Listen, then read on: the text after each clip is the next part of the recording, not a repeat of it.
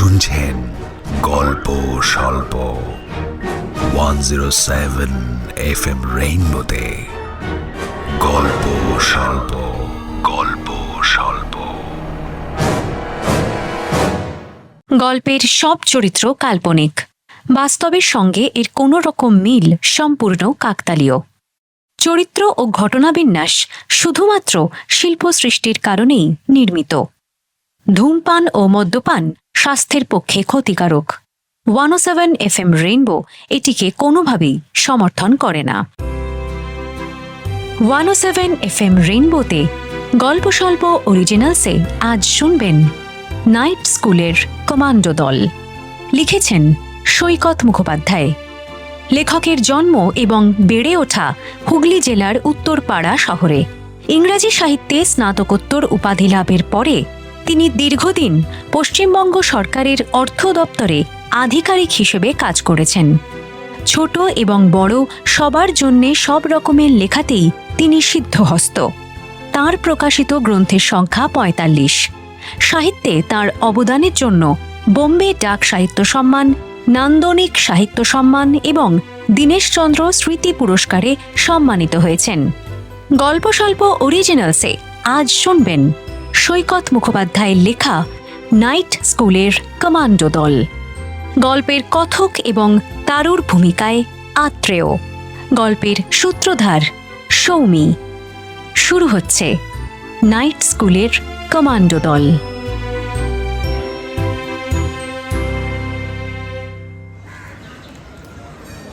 আমার ডাকনাম তারু, ভালো নাম তারাদাস মান্না।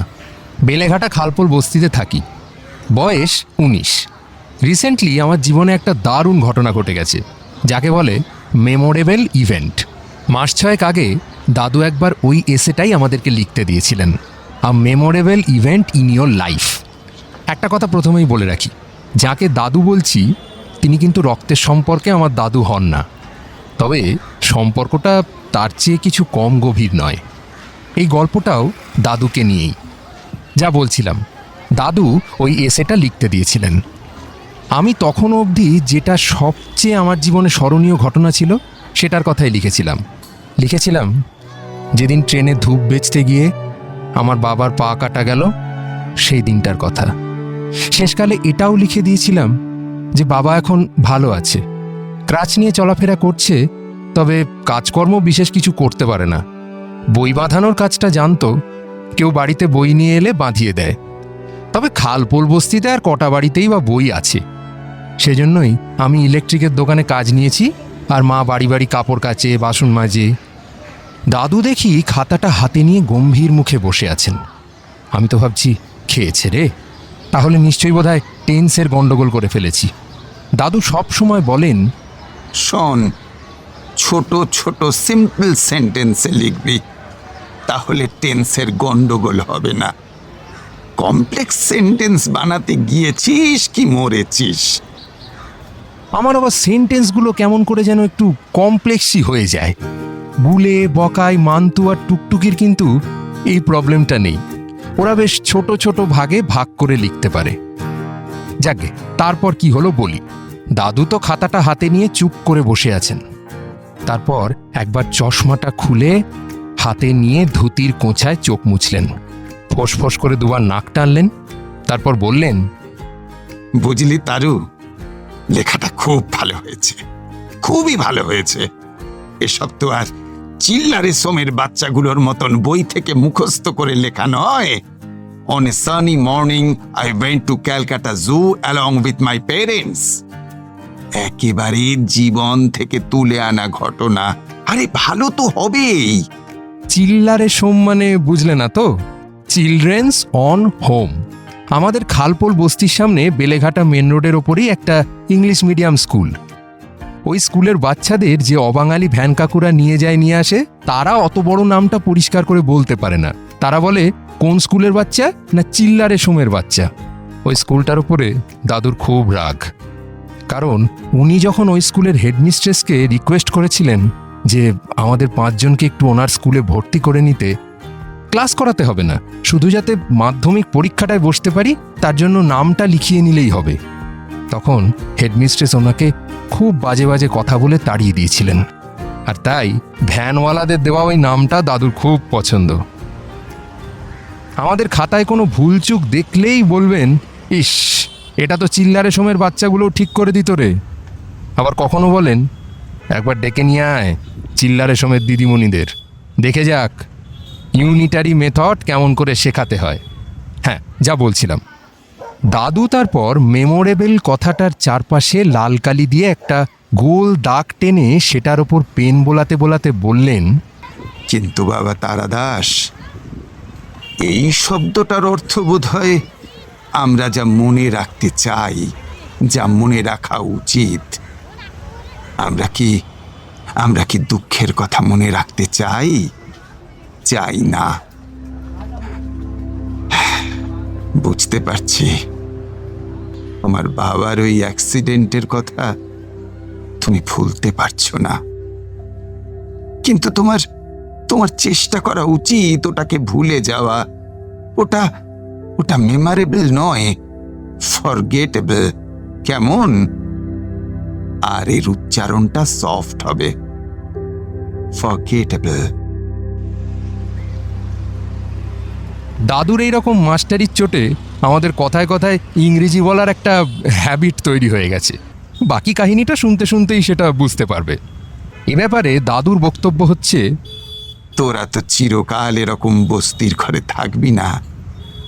একদিন না একদিন তোরা সকলেই সারা দুনিয়ায় ঘুরে বেড়াবি। তখন ইংরেজি বলতে না পারলে চলবে কেন? হ্যাঁ, দাদুর এই স্বপ্নটা একটু একটু করে গত 3 বছরে আমাদেরও বুকের ভেতরে গেঁথে গেছে। খালপোল বস্তিতে পড়ে থাকবো না, পৃথিবীটাকে দেখব, জানব, উপভোগ করব। দেখেছ তো, দাদুর কথা বলতে গিয়ে কেবল কথার খেই হারিয়ে ফেলছি। দাদু সেদিন খাতাটা আমার হাতে ফেরত দিয়ে বলেছিলেন, তুমি এই এসেটা আবার নতুন করে লিখবে একটা আনন্দের স্মৃতির কথা। আমি ভয়ে ভয়ে ডেকেছিলাম, দাদু। হ্যাঁ, বলো। আমার যে সেরকম আনন্দের স্মৃতি কিছুই মনে পড়ছে না গো। কেন? তোমার বাবা যেদিন হাসপাতাল থেকে বাড়ি ফিরলেন সেই দিনটার কথা মনে পড়ছে না? হ্যাঁ, তা পড়ছে। তাহলে অ্যাক্সিডেন্টের দিনটার কথা লিখছো কেন? সেই ফিরে আসার দিনটার কথা লেখো। সেটা কি একটা মনে রাখার মতন দিন নয়? একজন মানুষ মৃত্যুকে হারিয়ে দিয়ে তার সন্তানের কাছে, তার স্ত্রীর কাছে, তার উপকারী প্রতিবেশীদের কাছে ফিরে এলেন। সেটার মধ্যে একটা প্রবল আনন্দের ব্যাপার নেই? এই হচ্ছেন আমাদের দাদু, শ্রীযুক্ত বাবু মল্লার সোম। নিজের নামটা নিয়ে দাদু নিজেই মজা করে বলেন, বেলেঘাটায় 2টি স্কুল, একটি চিল্লারে সোমের স্কুল, আরেকটি মল্লারে সোমের স্কুল। এবার তাহলে আমাদের স্কুল মানে মল্লারে সোমের স্কুল নিয়ে কয়েকটা কথা বলতেই হয়। আমাদের এই দ্বিতীয় মেমোরেবল এক্সপিরিয়েন্সের শুরুটা ওইখান থেকেই কিনা। দাদুর বাড়িটা বেলেঘাটা মেন রোডের একেবারে ওপরেই, রাসমণি গায়ের বাজারে। 100 বছরের পুরনো বেশ বড় দোতলা একটা বাড়ি। এখন খুবই জরাজীর্ণ অবস্থা, কিন্তু দেখলেই বোঝা যায় একসময় খুব সুন্দর একটা বাড়ি ছিল। লাল টুকটুকে সিমেন্টের মেঝে, 100 বছর ধরে মানুষের হাঁটা চলায় একেবারে তেল সিঁদুরের মতো চকচকে হয়ে গেছে। বড় বড় জানলায় কাঠের পাখি দেওয়া পাল্লা, জানলা দরজার ওপরের আর্চে পদ্ম আর আঙুরলতার আলপনা। দাদুর কাছেই শুনেছি যেভাবে ওই আলপনাগুলো দেয়া হতো তাকে বলে পঙ্খের কাজ। দোতলায় ধনুকের মতো বাঁকানো বারান্দা, আর সেই বারান্দার রেলিংগুলোর গায়ে অপূর্ব সুন্দর লোহার ঢালাইয়ের কাজ। কোনোটায় রাধাকৃষ্ণ, তারপর কোনোটায় ময়ূরী। দাদুর বাড়ির উঠোনে এমনকি একটা ফোয়ারা অবধি আছে। হ্যাঁ, যদিও সেই ফোয়ারায় আমরা তো কোন ছাড়, আমাদের বাবা কাকারাও কোনোদিন জল উঠতে দেখেনি। তবে ফোয়ারার মাঝখানে যে শ্বেতপাথরের পরিটা আছে, ওটাকে যদি কোনোদিন তুমি জ্যোৎস্না রাতে দেখো, তাহলে তোমার মনে হবে ওটা এক্ষুনি উড়ে চলে যাবে। তুমি অল্প অল্প ডানা নাড়ানোর আওয়াজও পেতে পারো। এই বাড়িরই বৈঠকখানা ঘরে আমাদের 5 জনকে নিয়ে দাদুর স্কুল। দাদু না থাকলে আমাদের লেখাপড়া শেখাই হতো না। দাদু কেমন করে আমাদের 5 ছাত্রছাত্রীকে জোগাড় করলেন? আমার কথাই ধরো, আমি একটা স্কুলে ক্লাস 7 অবধি পড়েছিলাম। স্কুলটায় ক্লাস বিশেষ হতো না, ওই হাতে গোনা কয়েকজন টিচার ছিলেন, আর প্রতিটা ক্লাসে 100-র ওপরে স্টুডেন্ট। ক্লাস হলেও তার মাথা মুন্ডু কিছু বুঝতে পারতাম না, তাই পড়াশোনা করতে একেবারেই ভালো লাগছিল না।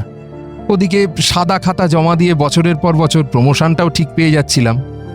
মা বাবা ভাবতো ভালোই লেখাপড়া শিখছি বুঝি। তারপর বাবার ওই অ্যাক্সিডেন্টটার পরে আমাদের যখন প্রায় না খেতে পাওয়ার মতন অবস্থা, তখন আমাদেরই বস্তির লোটন কাকা বলল,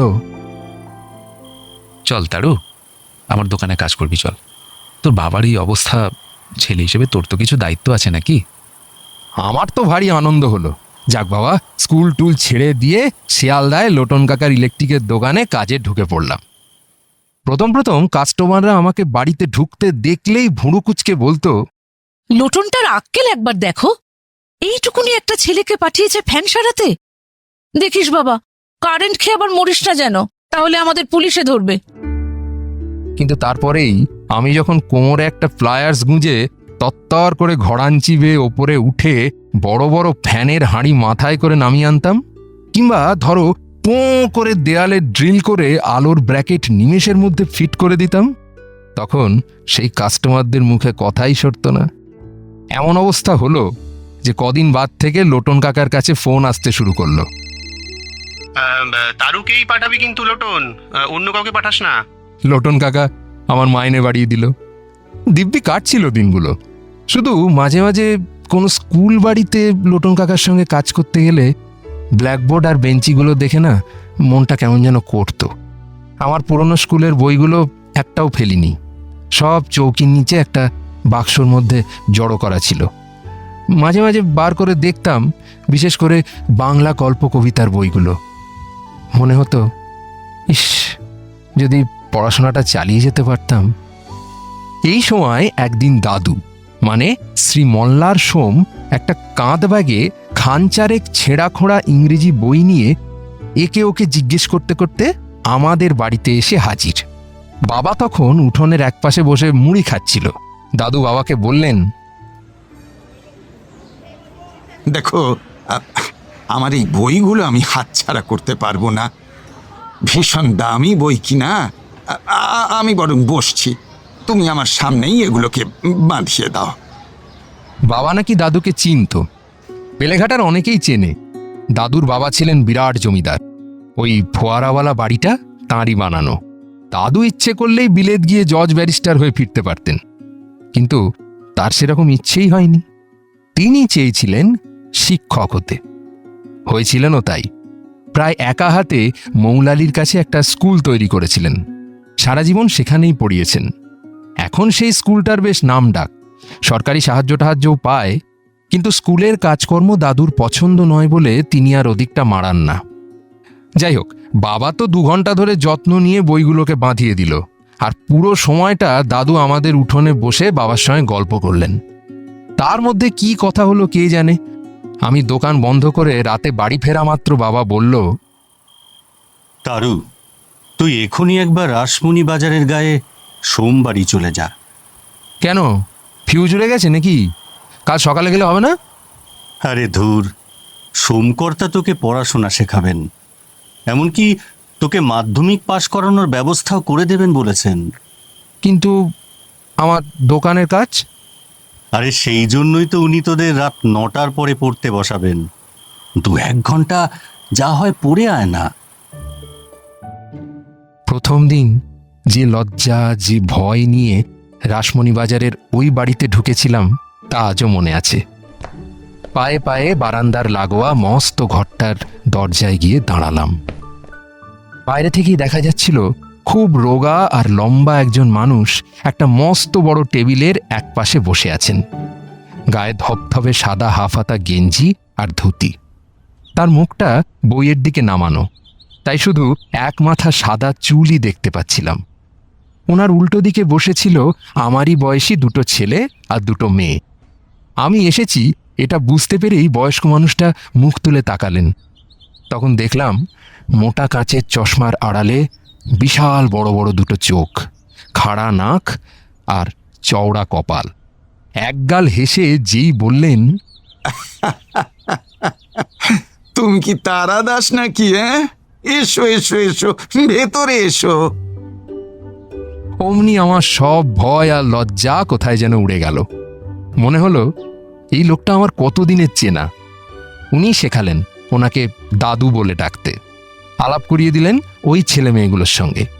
ছেলে দুটোর নাম গুলে আর বকাই, মেয়ে দুটোর নাম মান্তু আর টুকটুকি। ওদের ভালো নামগুলো এত খারাপ যে তোমাদের না শুনলেও চলবে। গুলে থাকে চাউলপট্টিতে। ও আমার মতনই কাজের চাপে স্কুল ছেড়ে দিয়েছিল। দাদু জানতে পেরে ধরে নিয়ে এসেছেন নিজের বাড়িতে। এখনো রোজ রাত্রিরে দাদুর কাছে পড়াশোনা শিখতে আসে। গুলের মুখটা আমার চেনা চেনা লাগছিল। ও দেখলাম আমাকে চেনে। ফিসফিস করে বলল, এই তুই শান্তি সঙ্গে রাইট উইংয়ে খেলিস না? আমারও মনে পড়ে গেল, গুলেকে ফুটবলের মাঠেই দেখেছি। চাউলপট্টি নেতাজি সংঘের গোলকিপার, অসাধারণ কিপিং করে। সত্যি কথা বলতে কি, ওর জন্যই কিন্তু লাস্ট সিজনে নেতাজি সংঘ চ্যাম্পিয়ন হয়েছিল। প্রথম দিন কোনো বই খাতা ছাড়াই দাদু যা পড়ালেন সে আমার কাছে এক আশ্চর্য অভিজ্ঞতা। মনে তো হলো গল্প শুনছি, কিন্তু বাড়ি ফেরার সময় বুঝলাম ওই গল্পের জোরেই ইতিহাসের ইঙ্গো মারাঠা চ্যাপ্টারটা মাথার মধ্যে গেঁথে গেছে। ঠিক করলাম রোজ আসব, একটা দিনও বাদ দেব না। সত্যি গত 3 বছর ধরে তাই আসছি। খুব অসুবিধা না হলে কামাই করিনি। প্রথম দিনেই ফেরার সময় গুলে, টুকটুকি আর বকায়ের সঙ্গে অনেক গল্প হলো। আমার তো তবু বাবা বেঁচে আছে। গুলের বাবা মারা গেছেন কিছুদিন আগে। ওর মা একটা প্লাস্টিকের কারখানায় কাজ করে, কিন্তু তাতে চলে না বলে গুলে সকালে বাড়িতে বাড়িতে খবরের কাগজ দেয়, আর বিকেলে শিয়ালদা স্টেশনে ম্যাগাজিন বিক্রি করে। সেই জন্যই ও স্কুলে যেতে পারে না। টুকটুকির গল্পটাও প্রায় একই রকমের। শিয়ালদা ফ্লাইওভারের নিচে ফুটপাতে টুকটুকিদের একটা ভাতের হোটেল আছে। সেটা আমিও যাতায়াতের পথে দেখেছি। ফুটপাতের ওপরেই 2টো টেবিল পাতা, মাথায় কালো প্লাস্টিকের ছাউনি। এই হোটেলেই কোলে মার্কেটের দোকানদার, ড্রাইভার আর খালাসিরা ভাত, তরকারি, মাছের ঝোল এইসব খায়। একেবারেই গরিব হোটেল আর কি। টুকটুকির মা নিজেই রান্না করে, ওর বাবা কাস্টমারদের খেতে দেয়, আর টুকটুকি সারাদিন টেবিল মোছে আর বাসন ধোয়। ওর বাবা মাই ওকে স্কুল ছাড়িয়ে নিয়ে চলে এসেছিল। দাদু রাস্তা দিয়ে যেতে যেতে টুকটুকির অবস্থা দেখে ওর বাবা মাকে রাজি করিয়েছেন রাতের দিকে ওকে পড়তে পাঠাতে। বকায়ের বাবার বেলেঘাটার খালপাড়ে একটা মোটর গাড়ি সারানোর গ্যারেজ আছে। পয়সার খুব একটা অভাব নেই। আমাদের মধ্যে একমাত্র বকায়েরই একটা মোবাইল ফোন আছে। ওদের একটা পুরনো কিন্তু বেশ বড় ভ্যান গাড়িও আছে। সেটা বকাইও কখনো কখনো চালায়। কিন্তু ফ্যামিলিতে পড়াশুনোর ব্যাপারটা ছিল না। বকায়ের বাবা ইচ্ছে করে বকাইকে স্কুলে ভর্তি করেননি। ভাবতেন লেখাপড়া শেখার থেকে বকাই যদি ওনার সঙ্গে গাড়ি সারানোর কাজ শেখে তাতে লাভ বেশি। বাবাকে অনেক বুঝিয়ে সুজিয়ে দাদু রাজি করেছেন রাত্রিরের দিকে পড়তে আসতে। মান্তুর সম্বন্ধে আপাতত এইটুকুই বলি, ও দাদুর বাড়িতেই থাকে, যদিও দাদুর ও কেউ হয় না। দাদু গত কয়েক বছর ধরে সারাক্ষণ এই কাজই করে যাচ্ছেন। যেখানেই স্কুল ছুট বাচ্চা দেখতে পাচ্ছেন তাদের রাতের স্কুলে নিয়ে আসার চেষ্টা করছেন। সেই চেষ্টায় বেশিরভাগ সময়ই ফল হয় না। বাচ্চাদের বাবা মারা বলে, দূর, পড়াশোনা করে কি হবে? আর সারাদিন খাটাখাটনির পর সন্ধ্যে থেকেই ঘুমে ঢুলতে থাকে, পড়বে কেমন করে? তাই আপাতত দাদুর নাইট স্কুলে আমরা 5 জনই ছাত্রছাত্রী। কদিন ধরে দেখছিলাম দাদুর মধ্যে সেই স্বাভাবিক হাসি খুশি ফুর্তিবাজ ভাবটা নেই। থাকতে না পেরে একদিন জিজ্ঞেস করলাম, আপনার শরীর খারাপ নাকি? মন খারাপ। কেন? উত্তর না দিয়ে গুনগুন করে রবি ঠাকুরের গান গেয়ে উঠলেন। তুমি যত ভার দিয়েছ সে ভার করিয়া দিয়েছ সোজা, আমি যত ভার জমিয়ে তুলেছি সকলই হয়েছে বোঝা। এ বোঝা আমার, নামাও বন্ধু নামাও। আমরা তো বড় হয়ে গেছি, সবই একটু একটু করে বুঝতে পারি। তাই 5 জনেই বইয়ের দিকে মুখ নামিয়ে নিলাম। আমরা বুঝতে পারছিলাম দাদুকে আবার গুন্ডাগুলো বাড়ি বিক্রির জন্য হুমকি দিয়েছে। দাদু নিজেই আমাদের বলেছিলেন, কয়েকটা গুন্ডা নাকি এই বাড়িটা বিক্রি করে দেওয়ার জন্য দাদুর ওপর ভয়ঙ্কর চাপ দিচ্ছে। ওরা এই বাড়ি ভেঙে এখানে শপিং মল বানাবে। দাদু তাতে একেবারেই রাজি নন। ওনার স্বপ্ন আমাদের এই 5 জনের স্কুলটাই একদিন অনেক বড় হবে। তখন ওপর নিচ মিলিয়ে এই বাড়ির 12টা ঘরেই ক্লাস বসবে। সামনের উঠোনে জিম তৈরি হবে, পেছনের বাগানে নার্সারির বাচ্চাদের জন্য দোলনা আর স্লিপ বসবে, আর সবকিছুই হবে আমাদের মতন গরিব ছেলে মেয়েদের জন্যে। লোকগুলোকে আমরাও একদিন দেখেছিলাম, তখন রাত 9টা বাজে। আমি, বকাই, গুলে আর টুকটুকি সবে দাদুর বাড়ির বারান্দায় এসে দাঁড়িয়েছি। মান্তু আমাদের দেখতে পেয়ে ভেতরের ঘর থেকে বেরিয়ে এসে আমাদের পাশে দাঁড়ালো। বসার ঘরের খোলা দরজা দিয়েই দেখতে পেলাম সোফায় 2টো লোক বসে আছে। তাদের সামনে বুকের ওপর আড়াআড়িভাবে 2টো হাত রেখে দাদু দাঁড়িয়ে রয়েছেন। ওরা একটা ব্লু কালারের গাড়ি নিয়ে এসেছিল। দুজনেরই হোঁতকা চেহারা। একজন সন্ধেবেলাতেও চোখে শেডস পড়েছিল আর সারাক্ষণ চবর চবর করে পান মশলা চিবোচ্ছিল। তার নাকের নিচে মোটা গোঁফ আর তেল চুপচুপে চুলগুলো ছিল উল্টো করে আঁচড়ানো। অন্য লোকটার গায়ের রং কুচকুচে কালো, আর সে পরেছিল ধবধবে সাদা একটা সাফারি স্যুট। ওই লোকটার গোঁফ ছিল না, তবে ছোট ছোট করে ছাটা চুলে মেহেন্দি না কি যেন লাগিয়েছিল, ফলে মাথাটা দেখতে লাগছিল অবিকল পাকা পেঁপের মতো। আমরা ঘরের দরজার কাছে দাঁড়িয়ে শুনলাম দাদু ওদের বলছেন, দেখুন মিস্টার জয়সওয়াল, বাড়ি আমি ছেলের নামে লিখে দিয়েছি। সে যদি বিক্রি করতে চায় তো করবে। লোকটা একটু থতমত খেয়ে বলল, তাই নাকি? হ্যাঁ, সবাই যে বললো আপনি মালিক আছেন। না, আমি মালিক নই। আমার 75 বছর বয়স। একবার ম্যাসিভ স্ট্রোক হয়ে গেছে। প্রতিদিন প্রেশারের ওষুধ খেতে হয়। তাই 3 বছর আগেই আমার ছেলের নামে সব প্রপার্টি ট্রান্সফার করে দিয়েছি। তাছাড়া আর একটা কথা। হ্যাঁ বলেন। আমার ছেলেকেও বাড়ি বিক্রির কথা বলে কোনো লাভ নেই, কারণ আমার এই বাড়ি বিক্রি করার একদমই কোনো ইচ্ছে নেই। আর সে আমার ইচ্ছের বিরুদ্ধে কোনো কাজ করবে না। কেন ইচ্ছে নেই সোম সাহাব? লাল চুলের লোকটা এমন ব্যঙ্গ মাখানো গলায় প্রশ্নটা করল যে বোঝাই গেল অন্যের ইচ্ছে অনিচ্ছের কথাকে সে পাত্তাই দেয় না। এই বাড়িতে আমি একটা স্কুল বানাবো। দেখিয়ে মিস্টার সোম, আপনাকে আমি রাজারহাটের ডাবল জমি দিয়ে দেবে, কিংবা আপনি 3 কোটি টাকাও নিতে পারেন ক্যাশ একদম। আপনি সেখানে যত ইচ্ছে স্কুল বানান না। আমার স্কুলে যারা পড়বে তারা রাজারহাটে থাকে না, বেলেঘাটার বস্তিতে থাকে। 2টো লোকই ঘাড় ঘুরিয়ে প্যাট প্যাট করে আমাদের দিকে তাকালো। আমাদের গায়ে নোংরা জামা প্যান্ট, পায়ে হাওয়াই চটি, হাতে প্লাস্টিকের প্যাকেটে বই খাতা। ওরা 1 মিনিটেই যা বোঝার বুঝে নিয়ে সোফা ছেড়ে উঠে দাঁড়ালো। তারপর ঘর থেকে বেরিয়ে যাওয়ার সময় গোঁফওয়ালা লোকটা হঠাৎ বলল, যদি স্টুডেন্টরাই আপনার কাছে না আসে তাহলে স্কুলটা চালাবেন কাদের দিয়ে মিস্টার সোম? কেন স্টুডেন্টরা আসবে না কেন? ভয় আসবে না মিস্টার সোম। বাচ্চারা খুব ভীতু হয়। যদি দেখে তাদের একজন বন্ধু স্কুলে আসতে গিয়ে খুন হয়ে গিয়েছে, তাহলে আর কেউ আসবে না। এই বলে 2টো লোকই খুব হাসতে হাসতে উঠোন পেরিয়ে রাস্তার দিকে চলে গেল। একজন আবার যাবার সময় শ্বেতপাথরের ফোয়ারার ভেতরে পিচিক করে পান মশলার পিক ফেলে গেল। মান্তু তো ভয়ের চোটে প্রায় কেঁদেই ফেলে। আমি, গুলে, টুকটুকি আর বকাইও যে একটু চিন্তায় পড়লাম না তা নয়। তার কয়েকদিন পরেই লোকগুলোর কথা ভুলে গিয়েছিলাম। তার কারণ হলো আমেরিকা থেকে শুভ কাকার আগমন, যাকে এক কথায় শুভাগমনও বলা যায়। শুভ কাকা হচ্ছেন দাদুর একমাত্র সন্তান। বিরাট ইঞ্জিনিয়ার, আমেরিকায় থাকেন। ভালো নাম শুভায়ু সোম। আমরা গত 3 বছরে 4 বার শুভ কাকাকে দেখেছি। এত সুন্দর দেখতে যে বলবার কথা নয়। দাদুর মতনই লম্বা, ফর্সা আর টানা টানা চোখ নাক। মাথা ভর্তি কোঁকড়ানো চুল একদম ঘাড় অবধি লুটিয়ে পড়েছে। যদিও শুভ কাকু সবসময় জিন্স টি শার্ট আর পায়ে স্নিকার পরে থাকে, তবুও কোথায় যেন ওই বয়সের রবি ঠাকুরের সঙ্গে মুখের খুব মিল পাই।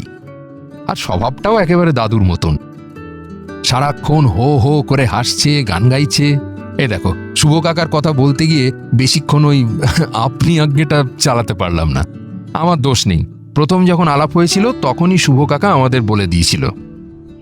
এই একদম আপনি আজ্ঞা করবে না, তুমি বলবে, শুনতে খুব মিষ্টি লাগে। শুভ কাকা কলকাতায় এলে আমাদের আর কাজে যেতেও ভালো লাগে না, বাড়ি যেতেও না। মনে হয় সারাক্ষণ দাদুর বাড়িতেই পড়ে থাকি। শুভ কাকাও যেন যতটা সময় আমাদের সঙ্গে কাটাতে পারে ততই বাঁচে। বিকেলবেলায় সোমবাড়ির ছাদে যখন আমাদের সঙ্গে রবারের বল নিয়ে ফুটবল খেলে, তখন ওকে দেখে কে বলবে বলো তো, অত বড় ইঞ্জিনিয়ার। শুভ কাকা যতবার কলকাতায় আসে আমাদের 5 জনের জন্য এত জামা কাপড় নিয়ে আসে, আমাদের বাবা মা ভাই বোনদের জন্যও নিয়ে আসে। তাছাড়া মান্তু আর টুকটুকির জন্য সাজুগুজুর 1000টা জিনিস। শুভ কাকা এখানে এলে আমাদের 5 জনের অন্তত গোটা 5 ভালো সিনেমা তো দেখা হয়ে যায়। তাছাড়া তখন সবাই মিলে যে একটা কোথাও বেড়াতে যাব, সেটাও প্রায় নিয়মে দাঁড়িয়ে গেছে। যেমন আগের বছর গিয়েছিলাম শান্তিনিকেতন, তার আগের বছর পুরুলিয়ার অযোধ্যা পাহাড়, আর তার আগের বছর মন্দারমণি। একটা বড় গাড়ি ভাড়া করে শুভ কাকা, আমি, বকাই, গুলে, মান্তু আর টুকটুকি বেরিয়ে পড়ি। দাদু যান না, একে তো ওনার হার্টের অসুখ, তাছাড়া উনি বলেন, ভালো কোনো জায়গায় বেড়াতে গেলেই যে তোদের ঠাম্মার জন্য খুব মন কেমন করে।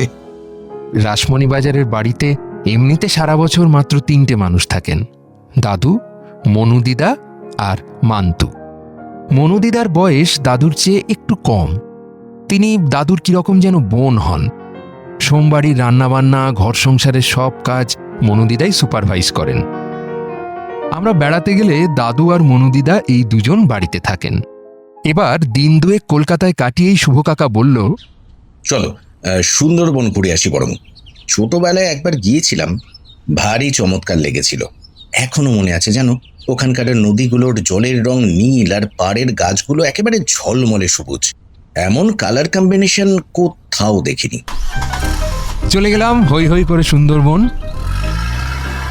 গলা খুলে গাইলাম সুন্দরবনের সুন্দরী গাছ গানটা। তারপর 2 দিন বাদে ফেরার পথ ধরলাম।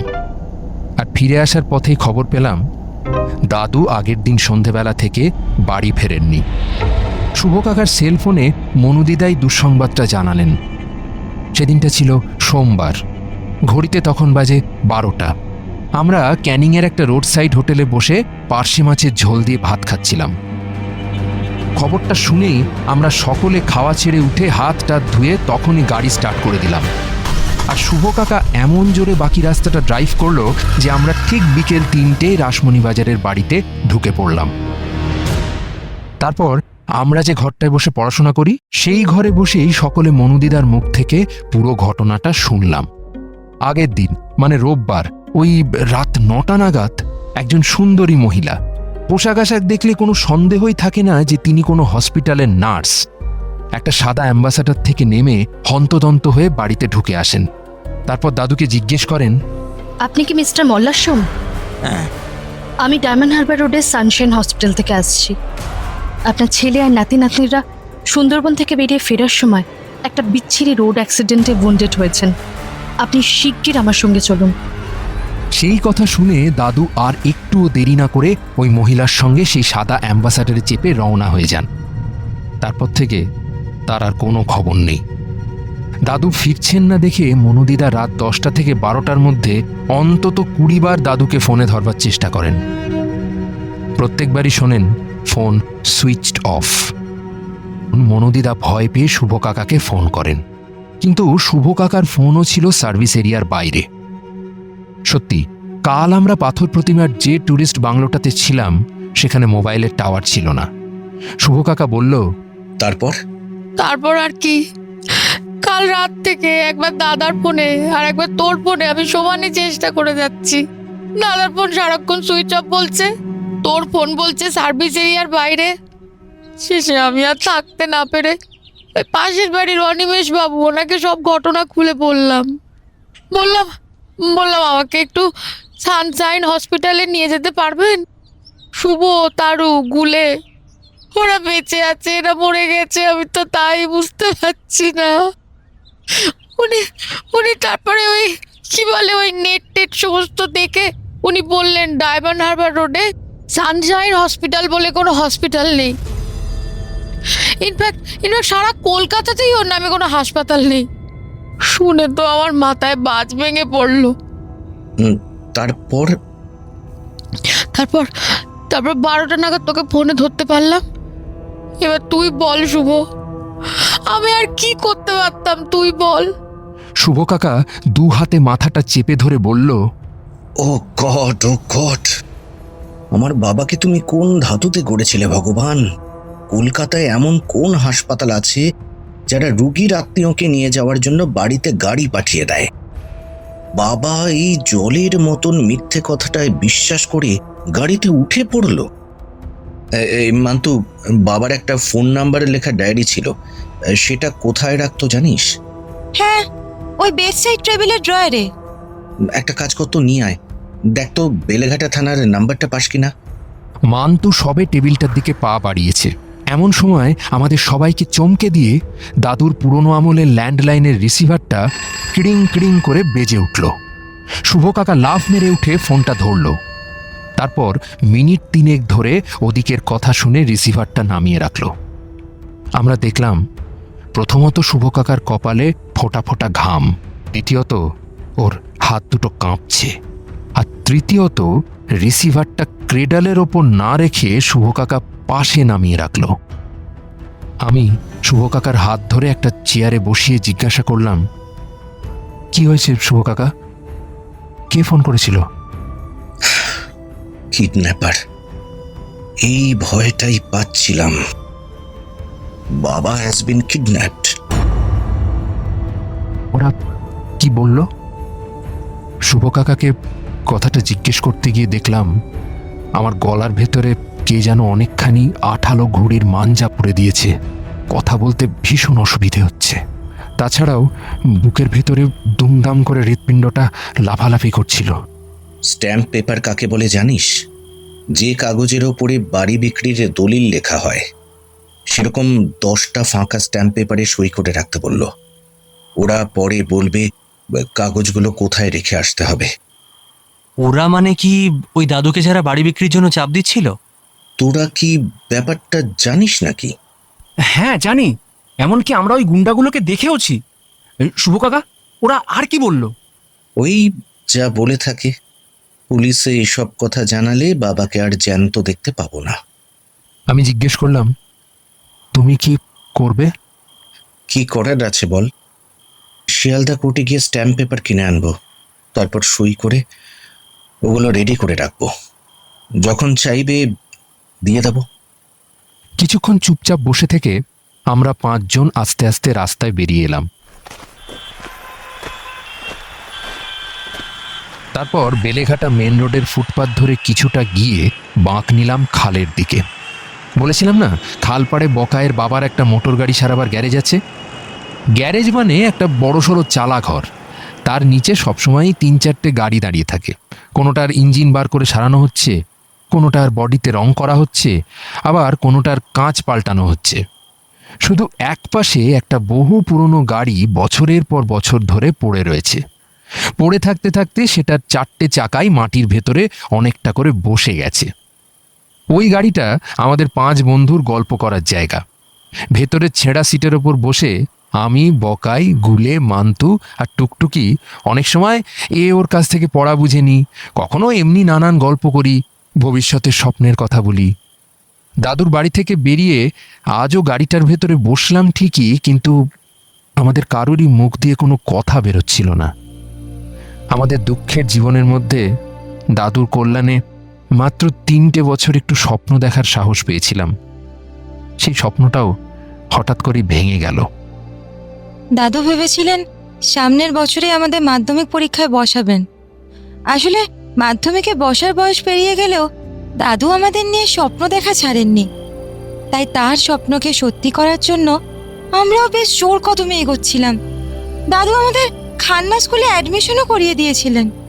দাদু বারবার একথাও বলতেন যে একবার ভালোভাবে মাধ্যমিকটা পাশ করতে পারলে আর কোনো চিন্তা নেই। তখন তোরা নিজেদের রেজাল্টের জোরেই বাকি পড়াশোনাটা শেষ করে ফেলতে পারবি। আর বই খাতা, স্কুলের মাইনে এইসবের জন্য দাদু তো ছিলেনই। আমরা 5 জনেই জানতাম আমরা খুব ভালো রেজাল্ট করব। দাদুর মতো টিচারের কাছে এমনি এমনিটা 3 বছর ধরে পড়াশুনো করছি না, কিন্তু সবার আগে তো দরকার দাদুর আমাদের কাছে থাকা, ওই বাড়িটায় গিয়ে পড়াশুনো করা। আর বাড়িটাই যদি হারিয়ে যায়, দাদুই যদি আমাদের কাছে না থাকেন, তাহলে আর পড়াশোনা চালাবো কেমন করে? তাছাড়াও ভাবছিলাম মান্তুকে ছেড়ে আমরা বাঁচবো কেমন করে। টুকটুকি হঠাৎ হাঁটুর উপরে একটা ঘুষি মেরে বলল, না, ওরা এইভাবে ফাঁকা মাঠে গোল দিয়ে যাবে এটা আমি কিছুতেই মেনে নিতে পারবো না। বকাই, তারু, গুলে, মান্তু, তোরা শোন তো, আমরা নিজেরাই দাদুকে খুঁজে বের করব। কি যে বলিস পাগলের মতন! এই বিরাট কলকাতা শহর, এর মধ্যে একজন মানুষকে খুঁজে বার করা সম্ভব? হয়তো পুলিশ পারলেও পারতে পারে, ওদের শুনেছি অনেক ইনফর্মার থাকে, মোবাইলের পজিশন ট্র্যাক করার ব্যবস্থাও থাকে। দাদুর কেসটায় সে দুটো রাস্তায় হেঁটে সাকসেস পাওয়ার সম্ভাবনা কম। কেন? যে গুন্ডাগুলো দাদুর বাড়িটা কিনতে এসেছিল তারা কিন্তু এই শহরে ক্রিমিনাল নয়।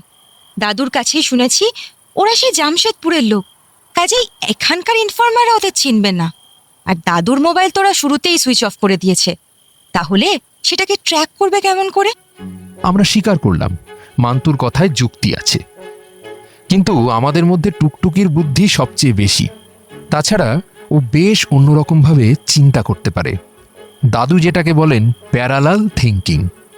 যে কোনো প্রবলেমে দেখেছি আমরা 4 জন হয়তো অনেক ভেবেচিন্তে 4 রকম সলিউশন বার করলাম, কিন্তু টুকটুকি যেই ওর কথাটা বলল তখনই মনে হলো আমাদেরগুলো একেবারে ফালতু, ওরটাই একমাত্র ঠিক। ইদানিং তাই আমরা ভাবনা চিন্তা করার কাজটা টুকটুকির উপরেই ছেড়ে দিয়েছি। এখনও সবাই মিলে টুকটুকির মুখের দিকে তাকালাম। টুকটুকি আমাদের ইচ্ছেটা বুঝতে পেরেই এই ভর সন্ধেবেলাতেও শুভ কাকার কাছ থেকে গিফট পাওয়া সানগ্লাসটা টপ করে চোখে পড়ে নিল।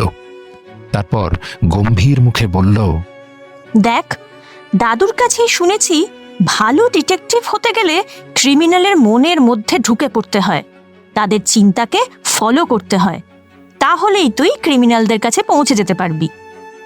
ঢোক না, কে বারণ করেছে? টুকটুকি কিছু মাইন্ড করলো না। দেখ, কিডন্যাপারদের কাছে কিন্তু একটা চ্যালেঞ্জ হলো দাদুকে শারীরিক এবং মানসিকভাবে সুস্থ রাখা।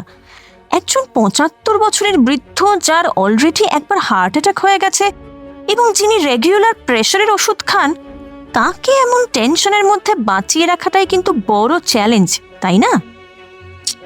না, প্রথম কথা, দাদুর অসুখ বিসুখের কথা ওরা কেমন করে জানবে? আর দ্বিতীয় কথা, তুই ভাবছিস কেন দাদুর প্রাণটা তোর আর আমার কাছে যতটা দামি ওদের কাছেও তাই?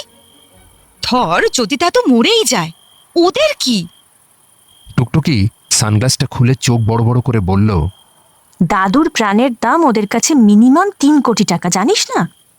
ওই অ্যামাউন্টটাই তোরা অফার করেছিল। দাদুকে সুস্থ শরীরে শুভ কাকার হাতে ফেরত দিতে না পারলে ওই অ্যামাউন্টটাই তোরা লুজ করবে। আর দাদুর ঘরের দরজার কাছে দাঁড়িয়ে এত বড় বড় কান দুটো নিয়ে সেদিন কি শুনছিলিস? দাদু তো নিজেই ওদের বললেন, আমার বয়স হয়েছে, আমি অসুস্থ, তাই ছেলেকে সব প্রপার্টি লিখে দিয়েছি। কিচ্ছু মনে নেই? আমার কান দুটো যদিও তোর থেকে বড় নয়, তবে বলে যা, যা বলছিলিস বল, বলে যা। এবার মনে মনে কিডন্যাপারদের অবস্থাটা চিন্তা কর। ওরা কি এরকম একজন অসুস্থ লোককে নিয়ে খুব বেশি দূর ট্রাভেল করার রিস্ক নেবে? এটা ঠিকই বলেছিস। আমি তো এতক্ষণ ভাবছিলাম হয়তো সত্যি ডায়মন্ড হারবার রোডের দিকে কোথাও। বুদ্ধু, কিডন্যাপাররা তোকে ঠিকানা জানিয়ে যাবে। যখন বলেছে দক্ষিণের রাস্তার নাম, তখন নিশ্চিত থাক ওরা উত্তরে কোথাও আছে, হয়তো খুব কাছাকাছি কোথাও। তারপর কিছুক্ষণ চুপ করে কি যেন ভাবলো টুকটুকি। বলল, বুঝলি তারু, ভেবে দেখলাম দাদু যেরকম মেজাজি লোক, তাতে কিডন্যাপারদেরও খুব একটা রেয়াত করবেন বলে মনে হয় না। অন্য কেউ হলে ওরা হয়তো তাকে মাথায় একটা ডান্ডার বাড়ি মেরে কিংবা খাবারের সঙ্গে ঘুমের ওষুধ মিশিয়ে চুপ করিয়ে দিত। দাদুর কেসে কোনোটাই করা সম্ভব নয়, কারণ দাদু হার্ট পেশেন্ট। কাজেই দাদুর প্রত্যেকটা ছোটখাটো ডিমান্ড বাড়িতে থাকলে যেগুলো মনুদিদা আর মান্তু মেটায়, সেগুলো এখন ওদের মেটাতে হবে। এবার একটা লিস্ট করতো দাদু ওদের কাছে কি কি চাইতে পারে। বই ছাড়া এই পৃথিবীতে দাদুর আর কিছুর প্রয়োজন আছে বলে তো কখনো মনে হয়নি। আকাশ পাতাল ভেবেও আমাদের কিচ্ছু মাথায় এলো না, এমনকি দাদুর ঘরের লোক মান্তুরও না। পরদিন দুপুরের দিকে আমরা 5 জন আবার মিট করলাম। আমি কোনো রকমে লোটন কাকার দোকান থেকে 1 ঘন্টা ছুটি ম্যানেজ করে পালিয়ে এলাম। পকাই তো বাবার গ্যারেজেই ছিল। গুলের কাগজ বিলির কাজ সকাল 9:30টার মধ্যেই শেষ হয়ে যায়। ও দুপুরের দিকটায় এমনিতে ফ্রি থাকে, যদিও বিকেল থেকে আবার শিয়ালদা স্টেশনে ম্যাগাজিনের স্টলে গিয়ে বসতে হয়। সবচেয়ে সমস্যায় পড়েছিল টুকটুকি। তোমাদের তো আগেই বলেছি, টুকটুকি কাজ করে শিয়ালদা স্টেশনের ফুটপাতের ঝোপড়পট্টি হোটেলে। দুপুরের দিকেই ওর কাজের চাপ সবচেয়ে বেশি থাকে। তবু ও যখন ওর বাবা মাকে দাদুর হারিয়ে যাওয়ার কথা বলেছিল, আর বলেছিল সেই ব্যাপারেই দাদুর ছেলে শুভ কাকা ওকে একটু ডেকেছেন, তখন ওনারা আর ওকে আটকাননি। মান্তুর কথা তোমাদের এতক্ষণ বলিনি, এবার বলি। বিশ্বাস করা না করা অবশ্য তোমাদের হাতে। এটাও ঠিক, মান্তুর মতন মেয়েকে পড়াশোনা শেখানোর কথা একমাত্র দাদুর মাথাতেই আসতে পারে। মান্তু হচ্ছে বাজিকরদের মেয়ে। তোমরা নিশ্চয়ই কখনো না কখনো কোনো না কোনো রাস্তায় বাজিকরদের খেলা দেখেছ। চওড়া ফুটপাতের ওপর কিংবা রাস্তার কোনায় ছোট পার্কে ওরা খেলা দেখায়। ছেলেদের পরনে থাকে হাঁটু অবধি মালকোচা মারা ধুতি আর কুর্তা, তাদের কানে মাকড়ি বাবরি চুল আর মোটা গোঁফ। মেয়েরা পরে থাকে রংচঙে ঘাগরা আর কাঁচ বসানো লম্বা হাতার ব্লাউজ। তাদের চিবুকে উল্কি, হাতের কনুই অবধি কাঁসা পেতলের গয়না। তারা সবাই ঢোল আর কাঁসি বাজিয়ে লোক জড়ো করে, তারপর বাঁশের ওপর দড়ি খাটিয়ে সেই দড়ির ওপর দিয়ে হেঁটে চলে যাওয়ার খেলা দেখায়। ছোট্ট তারের রিংয়ের মধ্যে দিয়ে তাদের বাচ্চারা অদ্ভুতভাবে শরীরটাকে দুমড়ে মুচড়ে এদিক থেকে ওদিকে পার করে দেয়। হাওয়ায় ছোড়া ছুঁড়ে দিয়ে দাঁত দিয়ে আবার সেই ছোড়া লুফে নেয়। জাগলিংয়ের খেলা দেখায়। যারা ভিড় করে দাঁড়িয়ে ওদের খেলা দেখে, তারাই খেলা শেষে কিছু টাকা পয়সা দেয়। তাই দিয়েই গরিব বাজিকরদের সংসার চলে। মান্তু এরকমই এক বাজিকরের মেয়ে। 3 বছর আগেও কলকাতার রাস্তায় রাস্তায় ঘুরে খেলা দেখাতো। একদিন রাস্তা দিয়ে যেতে যেতে দাদু দেখেন খেলার শেষে বাজিকরের বউ ফুটপাতে ইঁটের উনুন বানিয়ে রান্না চাপিয়েছে। অন্য বাচ্চা কাচ্চাগুলো ততক্ষণে ফুটপাতের ওপরেই তুমুল খেলা জুড়েছে, কিন্তু একটা বছর 12 মেয়ে কোনো দিকে না তাকিয়ে এক মনে একটা পুরনো বই কোলের ওপর রেখে পড়ে যাচ্ছে। দাদু সেই মেয়েটার পাশে উবু হয়ে বসে তার সঙ্গে গল্প জুড়ে দেন। গল্পে গল্পে জানতে পারেন বছরে একবার মেয়েটা যখন রাজস্থানে তার দেশে যায়, তখন 2 মাসের জন্য একটা প্রাইমারি স্কুলে পড়াশুনো করে। তারপর আবার 10 মাসের যাযাবর জীবন। তখন মেয়েটা ওই 2 মাসের পড়াটাকেই আবার আবার অসংখ্যবার পড়ে পড়ে মুখস্থ করে ফেলে। মেয়েটার সঙ্গে একটু কথা বলেই দাদু বুঝেছিলেন ওর মাথা ভয়ঙ্কর শার্প। দাদু তখন প্রায় হাতে পায়ে ধরেই মেয়েটার বাবা মার কাছ থেকে মেয়েটাকে চেয়ে নেন। সেই মেয়েই হলো মান্তু। তখন থেকেই মান্তু কিন্তু দাদুর কাছে থাকে। দাদু ওকে নিজের নাতনির মতনই ভালোবাসেন। আমাদের মধ্যে মান্তুই পড়াশোনায় সবচেয়ে ভালো। মিটিংয়ে মান্তু আমাদের জানালো কিডন্যাপারগুলো আজ সকালে ল্যান্ডলাইনে আবার ফোন করেছিল। শুভ কাকা ওদের কাছে দাদু যে বেঁচে আছেন এবং ভালো আছেন তার প্রমাণ চায়। তখন ওরা দাদুর সঙ্গে শুভ কাকার কথা বলিয়ে দেয়। দাদু কথা বললেন? হ্যাঁ বললেন। আমার নিজের জন্য ভাবি না শুভ, কিন্তু আমি মরে গেলে ওই 5টা ছেলে মেয়ের কি হবে? তার চেয়ে তুই বাড়িটা মাফিয়াগুলোকে দিয়েই দে। আমরা আশেপাশে কোথাও একটা ছোটখাটো বাড়ি কিনে থাকবো। স্কুলটা হবে না, তার আর কি করা যাবে? কোনো মানুষই কি আর সব যুদ্ধে জিততে পারে? তারপর শুভ কাকা জিজ্ঞেস করলো, তোমাকে ওরা কোনো কষ্ট দিচ্ছে না তো বাবা? আরে না না, খুব তো আজে রেখেছে। এমনকি প্রেশারের ওষুধ অব্দি কিনে এনে খাওয়াচ্ছে। জানে তো যদি টেসে যাই তাহলে সব প্ল্যানই মাটি হবে। শুধু সবকটা নিউজ পেপার পড়তে পারছি না, এটাই যা দুঃখ। তারপর তারপর দাদুর হাত থেকে ওরা ফোনটা নিয়ে নিল। মনে হয় ল্যান্ড ফোনই হবে, কারণ দাদুকে কে যেন বলল, যান আপনার আর এখানে দাঁড়িয়ে থাকার দরকার নেই, বিছানায় গিয়ে শুয়ে পড়ুন। কথাগুলো যে বলল সে কিন্তু বাঙালি। তারপর ওরা জিজ্ঞেস করলো, আপনি পুলিশে কিছু জানিয়েছেন নাকি? আপনারাই তো বলেছেন না জানাতে, জানাইনি।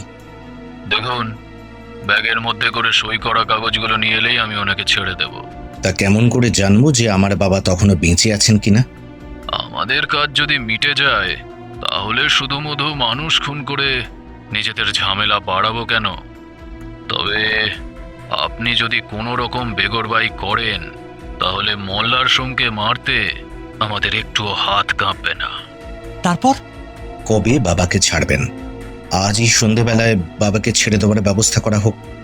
লোকগুলো এত চালাক, বলল 4 দিন বাদে, মানে শনিবার, ওই দিন সল্ট লেক স্টেডিয়ামে মোহনবাগান ইস্ট বেঙ্গলের খেলা আছে। পুরো বিধাননগর কমিশনারেটের পুলিশ ফোর্স সেই খেলার মাঠে ব্যস্ত থাকবে। সেই সময়ই ওরা শুভ কাকার কাছ থেকে কাগজগুলো নিতে আসবে, যাতে শুভ কাকা ওদের পিছনে দৌড়ানোর মতো পুলিশ জোগাড় করতে না পারে। দাঁড়া দাঁড়া, টুকটুকি মান্তুকে থামালো। ওরা বিধাননগর কমিশনারেটের পুলিশের কথা বলল? তাই তো বলল। তার মানে এই কমিশনারেটের আন্ডারে কোনো জায়গাতেই দাদুকে নিয়ে এসেছে। যতদূর মনে হয় এখনো দাদুকে ওরকম কোনো জায়গাতেই ওরা লুকিয়ে রেখেছে। তা যদি রাখেও আমরা জানছি কেমন করে? Salt lake, Baguiati, lake town সব মিলিয়ে কমিশনারেটের আন্ডারে কি একটুখানি জায়গা? আমরা হতাশ মুখে বসে রইলাম। টুকটুকি হঠাৎ বলল, আচ্ছা মান্তু, তোর কথা শুনে তো মনে হচ্ছে তুই ফোনের কথাগুলো নিজের কানে শুনেছিস, তাই না? শুনেছি তো, আমাদের ল্যান্ডলাইনের একটা এক্সটেনশন আছে জানিস না? পাশের ঘরে সেটা কানে লাগিয়েই তো দাঁড়িয়েছিলাম। ও হাত বাড়িয়ে মান্তুর কাঁধটা চেপে ধরে বলল, তাহলে একটু মনে করার চেষ্টা কর না, ফোনের মধ্যে এমন কিছু শুনেছিলিস কিনা যাতে জায়গাটার সম্বন্ধে একটা আঁচ পাওয়া যায়। ট্রামের শব্দ ছিল? আচ্ছা, কেউ কাউকে কি নাম ধরে ডাকছিল? না, ওসব কিছু না, কিন্তু অন্য রকমের একটা আশ্চর্য শব্দ পেয়েছিলাম জানিস, যেন বিরাট একটা ঘন্টা গম্ভীর আওয়াজ করে থেমে থেমে বাজছে। দমকলের ঘন্টা? না না, বললাম না, গম্ভীর আওয়াজ, ঢং ঢং ঢং করে যেন কেউ একটা পিটা ঘন্টা বাজাচ্ছিল। কবার বেজেছিল? এই মা, তা তো গুনেনি। আসলে আমার মন তো তখন ছিল ওদের কথার দিকে। ঠিক আছে, আচ্ছা একটা কথা বলতে পারবি, কিডন্যাপারদের ফোনটা কটার সময় এসেছিল? 8:58। বাবা মান্তু, এইভাবে কেউ সময় দেখে রাখে নাকি?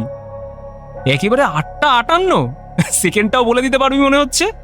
হ্যাঁ গো, পারবো। 8:58 16 সেকেন্ড। আমার সামনেই একটা ডিজিটাল টেবিল ক্লক ছিল বুঝলে, তাতে ওইভাবেই সময় দেখায়। টুকটুকি হঠাৎ আকাশের দিকে ডান হাতের মুঠোটা ছুঁড়ে দিয়ে বলল, ইয়েস, গট ইট। জায়গাটা কোথায় বুঝতে পেরেছিস? পেরেছি তো, তোরা পারিসনি তো? ফোনের মধ্যে মান্তু যেটা শুনেছিল সেটা একটা ঘড়িতে 9টা বাজার শব্দ। কথা বলতে বলতে নিশ্চয়ই 2 মিনিট কেটে গিয়েছিল, আর তখনই ঘড়িটা বাজতে শুরু করেছিল। কিন্তু ওরকম রাজবাড়ির দেউড়ির মতন পেটা ঘন্টার ঘড়ি আজকাল কোথাও আছে নাকি? আছে, এবং তার চেয়েও যেটা ইম্পর্ট্যান্ট, বিধাননগর কমিশনারেটের আন্ডারে একটা জায়গাতেই আছে, লেক টাউনের মোড়ের বিগ বেন। মনে পড়ছে? আমরা 4 জনেই এমন লাফিয়ে উঠলাম যে গাড়ির ছাদে মাথা ঠুকে গেল। সত্যিই তো, এখনো 1 বছরও হয়নি লেক টাউনের মোড়ে ভিআইপি রোডের ধারে বিশাল উঁচু ক্লক টাওয়ারের মাথায় লন্ডনের বিগ বেনের নকল তৈরি হয়েছে। তাতে প্রতি ঘন্টায় আসল বিগ বেনের মতনই ঘন্টা বাজে। সেই ঘন্টার গম্ভীর আওয়াজ অনেক দূর থেকে শুনতে পাওয়া যায়। ওই সময় আশেপাশের বাড়িতে দাঁড়িয়ে ফোনে কথা বললে নিশ্চয়ই সেই শব্দ অন্য প্রান্ত থেকে শোনা যাবে। মান্তুও নিশ্চয়ই সেই শব্দই শুনেছিল। গুনলে দেখতে পেত 9 বার বেজেছে। আমাদের উচ্ছ্বাসটা ঝিমিয়ে পড়তে অবশ্য ঠিক 1 মিনিট লাগলো। ধরে নিলাম জায়গাটা লেক টাউন, তাতেই বা কি, সেখানেও তো হাজার হাজার বাড়ি, যেসব বাড়ির জানলা দিয়ে বিগ বেনের ঘন্টার আওয়াজ ঢোকে। তার মধ্যে কোনটায় বন্দি আছেন মল্লার হোম, কেমন করে বুঝবো? কেউ যদি বলতে পারতিস এমন কোনো জিনিসের কথা যেটাকে ফলো করে দাদুর খোঁজ পাওয়া যায়। মনে পড়েছে। টুকটুকি ওকে জড়িয়ে ধরে বলল, সত্যি? কি রে মান্তু? দাদু কাল ফোনে একটা জিনিস পাচ্ছেন না বলে দুঃখ করেছিলেন, মনে আছে? হ্যাঁ মনে আছে, নিউজ পেপার। ঠিক, দাদুর অভ্যেস হচ্ছে একসঙ্গে দুটো নিউজ পেপার পড়া। তার মধ্যে বাংলাটা সব জায়গায় সব স্টলেই পাওয়া যায়, কিন্তু ইংলিশ নিউজ পেপার যেটা দাদু পড়েন সেটা জোগাড় করা কঠিন। ক্যালকাটা জার্নালস। গুলে কাগজের লাইনের লোক বলল, ঠিক বলেছিস, খুব কম লোক ওই কাগজটা রাখেন। এক পিসের দাম 11 টাকা। সেই জন্যই ওরা দাদুকে নিউজ পেপারটা দিতে পারেনি। গুলে, তুই আজকেই একবার লেক টাউনের নিউজ পেপারের ডিস্ট্রিবিউটরের সঙ্গে কথা বলবি তো, খোঁজ নিবি নতুন করে কেউ ক্যালকাটা জার্নালের গ্রাহক হয়েছে কিনা। ওরা কি দাদুকে অনন্তকাল ধরে রাখবে নাকি যে গ্রাহক হবে? আরে বাবা, আমিও কি অনন্তকালের জন্য গ্রাহক হবার কথা বলছি নাকি? যদি ধর আগামী 3 দিন প্রতিদিন ক্যালকাটা জার্নাল দেবার কথা বলে, রোজ সকালে ওই কাগজ পাওয়ার জন্য কোনো উপায় আছে কি? আমাদের মনে হলো নেই, এবং এও মনে হলো টুকটুকির রাস্তাতেই একটা ক্ষীণ আশার আলো দেখা যাচ্ছে। পরদিন সকাল 7টায় সেই আলোতেই চোখে ধাঁধা লেগে গেল। দিব্যি চিত হয়ে শুয়ে ঘুমোচ্ছিলাম, হঠাৎ চোখের ওপর এমন একটা কড়া আলোর ফ্ল্যাশ এসে পড়ল যে ঘুমটা ভেঙে গেল। চোখ খুলে দেখি রাস্তার দিকে জানলা দিয়ে গুলে ঘরে উঁকি মারছে। ওর হাতে সাইকেলের হ্যান্ডেলে লাগানো গোল আয়না। আমি রেগে মেগে জানলার কাছে গিয়ে উঠে বললাম, এটা কোন দেশের ভদ্রতা রে? ও দাঁত বার করে বলল, খালপোল বস্তির ভদ্রতা। কখন থেকে ডাকছি, যদি ছাড়া না দিস কি করব? শিগগির বাইরে আয় তো, জবর খবর আছে। গেলাম বাইরে। উলে যা বলল শুনে তো আমার চক্ষু চড়ক গাছ। আমি কাল রাতে শিয়ালদা থেকে গেছিলাম উল্টোডাঙা, শিশির মাইতি বলে একজন ডিস্ট্রিবিউটরের অফিসে। শিশিরবাবু লেক টাউন, বাঙ্গুর এইসব অঞ্চলে খবরের কাগজের সব থেকে বড় ডিস্ট্রিবিউটর। ক্যালকাটা জার্নাল কাগজটা একমাত্র ওনার হাত দিয়েই ওইসব অঞ্চলে বিক্রি হয়। শিশিরবাবু আমাকে খুব ভালোবাসেন। আমি যখন জিজ্ঞেস করলাম লেক টাউন থেকে কেউ ক্যালকাটা জার্নাল কাগজের অর্ডার দিয়েছে কিনা, তখন তো শিশিরবাবু হ্যাঁ বললেন। তুই কি করে জানলি? আজকে সন্ধ্যাবেলাতেই লেক টাউনের একটা হোটেল থেকে ফোন করে কইল 1 পিস করে ক্যালকাটা জার্নাল দিতে হইব। এমনিতে আমরা 30 পিস পেপার দিই ওই হোটেলে, বাংলা ইংলিশ মিলায়া। এইবার থেকে ক্যালকাটা জার্নাল 1 পিস করে দিতে হইব। আমি তখনই শিশিরবাবুর ডায়েরি থেকে সেই হোটেলের নাম, ঠিকানা আর ফোন নাম্বার তুলে নিলাম। শিশিরবাবু অবশ্য বলছিলেন যে অ্যাড্রেস লেখার কোনো দরকারই নেই, লেক টাউনের মোড়ে ক্লক টাওয়ারের পেছনের রাস্তাতেই ওই হোটেল। তবু সবই লিখে আনলাম। শিগগির মিটিং ডাক। কোথায় ডাকবো? দাদুর বাড়িতে? শুভ কাকাকে এখন কিছু না জানানোই ভালো। তুই সবাইকে কালকের মতন বকাইদের গ্যারেজেই আসতে বল। এখন আসতে বললে কেউই আসতে পারবে না, বরং দুপুরবেলাতেই আসতে বল সবাইকে। গুলে ওর সাইকেল নিয়ে পোঁ করে বেরিয়ে গেল। বাড়িতে বাড়িতে কাগজ দেওয়ার সঙ্গে সঙ্গে ও বাকি 3 জনকে এই খবরটাও দিয়ে দেবে। দুপুরবেলায় বকাইদের গ্যারেজের সেই ভাঙা গাড়ির মধ্যে বসেই গুলে ওর বারমুডার পকেট থেকে একটা ভাঁজ করা কাগজ বার করে বলল, এই যে এই কাগজটাতেই সব লিখে নিয়ে এসেছে। আমি তো আগেই দেখেছিলাম। মান্তু, টুকটুকি আর বকাই হুমড়ি খেয়ে পড়ল কাগজটার ওপরে। টুকটুকির ভুরু দুটো আবার দেখি কুঁচকে গেছে। নিজের মনেই বলল, হোটেল কালীমাতা, নামটা তো ওই রকম খানদানি এলাকার হোটেলের পক্ষে খুব ম্যাচিং নয়। তুই ঠিক লিখেছিস তো গুলে? গুলে যে হোটেলটার ঠিকানা লিখে এনেছিল সেটার নাম কালীমাতাই বটে। আমারও আজ সকালে নামটা শুনেই স্ট্রাইক করেছিল। এরকম নাম ওই ঘ্যামা জায়গায় ঠিক মানায় না, ঠিক যেরকম লেক টাউনের কোনো বাচ্চার নাম তারা দাস হলে মানায় না। মানে ব্যাপারটা কি জানিস তো, শিশিরদা তো খুব একটা পড়াশোনা জানার লোক নয়। ডায়েরিতে কাগের ঠ্যাং ব্যাগের ঠ্যাং করে ইংরেজিতে লেখা ছিল হোটেল কালীমাটি। আমি তো ভাবলাম কালীমাটি আবার কি, ওটা নিশ্চয়ই কালীমাতা হবে। শেষের এটা নিশ্চয়ই ভুল করে আই হয়ে গেছে। কোনো ভুল হয়নি, ওটা কালীমাটিই হবে। এই বলে টুকটুকি বকাইয়ের পকেট থেকে মোবাইলটা তুলে নিয়ে কাগজ দেখে হোটেলের নাম্বার ডায়াল করলো। ওদিকে কেউ ফোনটা ধরলো। টুকটুকি বেশ কায়দা করে জিজ্ঞেস করলো, Am I speaking to the reception of Hotel Kalimata? ওদিকের উত্তরটা আমরাও শুনতে পেলাম। No, madam. It is Hotel Kalimati of Lake Town, Calcutta. Sorry, I was mistaken. ফোনটা কেটে দিয়ে টুকটুকি বেশ রেলার মাথায় আমাদের দিকে তাকিয়ে বলল, উফ, ভূগোল ইতিহাস কি জন্যে পড়িস? জামশেদপুর শহরটা যে কালীমাটি নামে একটা আদিবাসী গ্রামের ওপর তৈরি হয়েছিল তাও জানিস না? এখন অবশ্য জায়গাটার নাম সাকচি, তবে কালীমাটি রোড বলে একটা রাস্তা এখনো ওখানে আছে। জামশেদপুর নামটা শুনেই আমার মাথায় চড়াক করে বিদ্যুৎ খেলে গেল। আমি বললাম, টুকটুকি তুই কি ভাবছিস আমি বুঝতে পেরেছি। এই হোটেলটার মালিক হচ্ছে ওই জয়সওয়াল, যে দাদুকে কিডন্যাপ করেছে। মান্তু বলেছিল ওরা নাকি জামশেদপুরের লোক। ওদের নিশ্চয়ই জামশেদপুরে কালীমাটি গ্রুপের নামে অন্যান্য ব্যবসা আছে, তারই একটা অংশ হচ্ছে এই লেক টাউনের হোটেল কালীমাটি। ঠিক ধরেছিস, তাহলে কিন্তু কতগুলো জিনিস একে একে মিলে গেল। দেখ, ওরা 3 দিন বাদে দাদুকে হ্যান্ড ওভার করবে, কারণ ওই দিন বিধাননগর কমিশনারেটের পুলিশ ফোর্স বড় ম্যাচ নিয়ে ব্যস্ত থাকবে।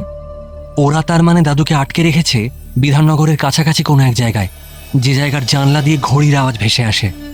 সেরকম জায়গা হচ্ছে একমাত্র লেক টাউন, যেখানে পেল্লায় এক ঘড়ি রয়েছে, ঘন্টায় ঘন্টায় যার আওয়াজ শোনা যায়, যে আওয়াজ মান্তু ফোনের মধ্যে পেয়েছিল। দাদু সকালবেলায় যে কাগজটা হাতে না পেলে মহা অশান্তি শুরু করে, সেই কাগজের অর্ডার দিয়েছে লেক টাউনেরই একটি হোটেল, যেটা নাকি আবার ঠিক ক্লক টাওয়ারের পেছনে দাঁড়িয়ে আছে। সেই হোটেলের নাম হোটেল কালীমাটি, অর্থাৎ জামশেদপুরের কানেকশন, যে জামশেদপুরের মাফিয়ারা দাদুকে কিডন্যাপ করেছে। টুকটুকি বাদে আমরা বাকি 4 জন মুহূর্তের মধ্যে ঠিক করে ফেললাম, তাহলে আর দেরি না করে এক্ষুনি শুভ কাকাকে সব বলা দরকার। শুভ কাকাও ইমিডিয়েটলি পুলিশকে সঙ্গে নিয়ে গিয়ে দাদুকে ছাড়িয়ে আনুক। কিন্তু ওই যে আগেই বলেছি না, টুকটুকি কথা বললেই মনে হয়, ইস কেমন করে এমন ভুল করলাম। টুকটুকি আমাদের শান্ত হতে একটু সময় দিয়ে বলল, দেখ, এইসব পুলিশি হানার সময় কিরকম পরিস্থিতি তৈরি হয় তা তো তোরা জানিস, সিনেমায় অনেক দেখেছিস। ধর ক্রস ফায়ারে দাদু মারাই গেলেন, কিংবা দাদুকে ঢাল হিসেবে ব্যবহার করে ওরা পালাতে চাইলো, আর দাদুর সেই টেনশনে হার্ট অ্যাটাক হয়ে গেল, তখন কি করবি? তাও তো ঠিক, কিন্তু তাছাড়া উপায় বা কি? কেন আমরাই দাদুকে ছাড়িয়ে আনি না? টুকটুকির মাথায় যে একটু ছিট আছে এটা বরাবরই জানতাম, কিন্তু সেটা যে এরকম ভয়াবহ আকার ধারণ করেছে তা জানতাম না। 4 জনেই অবাক হয়ে ওর মুখের দিকে চেয়ে রইলাম। টুকটুকি তখন বেশ দিদিমণির স্টাইলে বুঝিয়ে বলল, দেখ, প্রথমেই কাজটাকে অসম্ভব ভেবে বসিস না। পুলিশের চেয়ে আমাদের অনেকগুলো ব্যাপারে অ্যাডভান্টেজ বেশি। আমাদের দেখে কেউ সন্দেহই করবে না আমাদের সঙ্গে দাদুর কোনো সম্বন্ধ রয়েছে। কিন্তু বন্দুক, রাইফেল, একটা লাঠি অব্দি নেই আমাদের হাতে। ওই বাজে লোকগুলোর ডেরায় আমরা খালি হাতে ঢুকে পড়বো। এক্স্যাক্টলি, এটাই তো চাইছি। আরে অস্ত্র শস্ত্র থাকা মানেই দাদুর আহত হওয়ার সম্ভাবনা রয়েছে। কিন্তু ওখানে ঢুকবো কেমন করে? কেন? একজন পণবন্দির জন্য পুরো হোটেলটা নিশ্চয়ই ওরা বন্ধ করে দেয়নি, লোকজনের আসা যাওয়া নিশ্চয়ই আছে। তাহলে অন্যেরা যেভাবে হোটেলে ঢুকছে সেভাবেই ঢুকবো।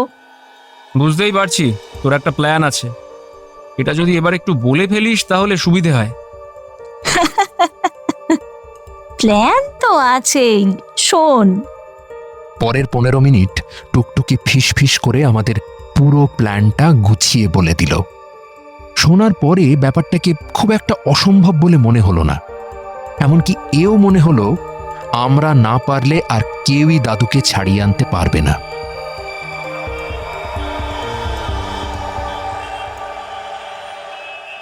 ফেরবার পথে একবার রাসমণি বাজারের বাড়িটা ঘুরে গেলাম। শুভ কাকা উদাস মুখে ছাদের দিকে তাকিয়ে শুয়েছিল। আমাদের ঘরে ঢুকতে দেখে উঠে বসল। দেখলাম 2 দিনেই ওর চোখের নিচে কালি পড়ে গেছে, গালে গজিয়ে উঠেছে বড় বড় দাড়ি। কালকেও দুবেলা বাবার সঙ্গে কথা হয়েছে, এমনিতে ভালোই আছে। এসি ঘর, 24 ঘন্টা একজন অ্যাটেন্ডেন্ট, বাবার জন্য স্পেশালি প্রেশারের ওষুধ, বাবার নিজের ব্র্যান্ডের দাঁতের মাজন, এমনকি ক্যালকাটা জার্নাল পেপারটা অবধি আনিয়ে দিয়েছে। তবে খাবার দাবার খুব রিচ, বোধহয় কোনো হোটেল থেকে আনিয়ে দিচ্ছে। বকাইটা সবে বলতে শুরু করেছিল, আনিয়ে আবার দেবে কি, হোটেলেই তো আছেন। চিমটি কেটে ওকে থামাতে হলো। রিচ খাবার বলে বাবার খেতে একটু অসুবিধে হচ্ছে। ওরা বলেছে আজ থেকে একটা মেয়েকে ডেকে বাড়িতেই রান্না করাবে। দাদুকে কোন রাস্তা দিয়ে নিয়ে গেছে, কোথায় রেখেছে, কিছুই বলতে পারছেন না? না রে, গাড়িতে ওঠার পরেই দুদিক থেকে দুটো লোক বাবাকে জাপটে ধরে মাথার উপর দিয়ে একটা ঢাকনা পরিয়ে দিয়েছিল। তাছাড়া বাবা যখনই ফোনে কথা বলছে, পাশে একটা লোক দাঁড়িয়ে দাঁড়িয়ে পাহারা দিচ্ছে। বাবা আপত্তিকর কিছু বলতে গেলেই ফোন কেড়ে নিচ্ছে। ভাবছি পুলিশের কাছেই চলে যাই। ডিএসপি তো আমার প্রেসিডেন্সির ব্যাচমেট, নিশ্চয়ই জোরদার এফআইআর দেবে। আমরা হা হা করে উঠলাম। বললাম, দাদুকে যারা কিডন্যাপ করেছে তারা খুব সাংঘাতিক লোক। পুলিশে খবর দিয়েছে জানলে দাদুকে মেরে ফেলতে ওদের একটুও হাত কাঁপবে না। এমনকি রেস্কিউ অপারেশনের সময়ও দাদু মারা যেতে পারেন। তাহলে আর কি, শুয়েই থাকি। এই বলে সত্যিই কপালে হাত রেখে শুয়ে পড়ল। আমরা পা টিপে টিপে ঘর থেকে বেরিয়ে গেলাম। আমি টুকটুকি আর গুলে বাড়িতে বলেছিলাম শুভ কাকার সঙ্গে কাল খুব ভোরেই এক জায়গায় যেতে হবে। মান্তু মনুদিদাকে বলেছিল বকাইদের বাড়িতে পুজো আছে, নেমন্তন্ন করেছে। আর বকাই ওর বাবাকে বলেছিল শুভ কাকার খুব ভোরে একটা গাড়ির দরকার, অন্য কেউ রাজি হচ্ছে না, তাই ওকেই যেতে হবে। বলা বাহুল্য সবকটাই গুল, তবে এরকম গুল আমরা মাঝে মধ্যেই মেরে থাকি। শেষমেশ বকাইয়ের ভ্যানে চেপে আমরা যখন লেক টাউনের মোড়ে পৌঁছলাম, তখন বিগ বেনের ডায়ালে কাঁটা দুটো সময় দেখাচ্ছে 6:30। আরও একটু আগেই আসতে পারতাম, কিন্তু গুলেকে সেদিনের খবরের কাগজের বান্ডিল এমনকি সাইকেলটা অবধি ভ্যানের পেছনে চাপিয়ে নিয়ে আসতে হয়েছে। ওই জন্যেই একটু দেরি হলো। এত সকালে রাস্তায় লোকজন বিশেষ নেই। আমরা হোটেল খুঁজতে চললাম। একসঙ্গে নয় অবশ্যই, একজনের সঙ্গে আরেকজন অনেকটা গ্যাপ রেখে হাঁটছিলাম। ভুলে আসছিল সবার পেছনে, সাইকেলটা ঠেলতে ঠেলতে। সাইকেলের হ্যান্ডেলের ওপর ভাঁজ করা কাগজ আর ম্যাগাজিন। আর বকাই আমাদের সঙ্গে এলো না। ও গাড়িটাকে নিয়ে দাঁড়িয়ে রইল হোটেলের পেছনের একটা সরু রাস্তায়। হয়তো চকচকে চেহারার 4 জন ছেলেমেয়ে ভালো পোশাক আশাক পরে এত সকালে রাস্তায় ঘোরাঘুরি করলে লোকজনদের একটু সন্দেহ হতো, কিন্তু আমরা তো বাস্তবেই রাস্তার ছেলেমেয়ে।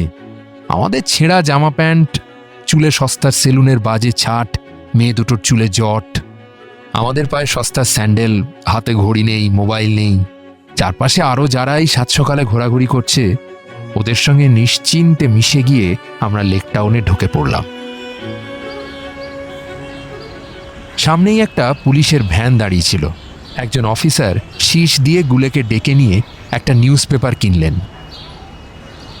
বান্ডিলের ভেতর থেকে সরাত করে একটা কাগজ টেনে বার করে হাতে ধরিয়ে দেওয়া, তারপর এক হাতে সাইকেলের হ্যান্ডেল ধরে অন্য হাতে খুচরো গুনে ফেরত দেওয়া, এই সবকটা কাজই গুলে যেরকম এক্সপার্টের মতন করলো, ওটা গল্পের বইয়ের ছদ্মবেশী ডিটেকটিভদের পক্ষে সম্ভব নয়।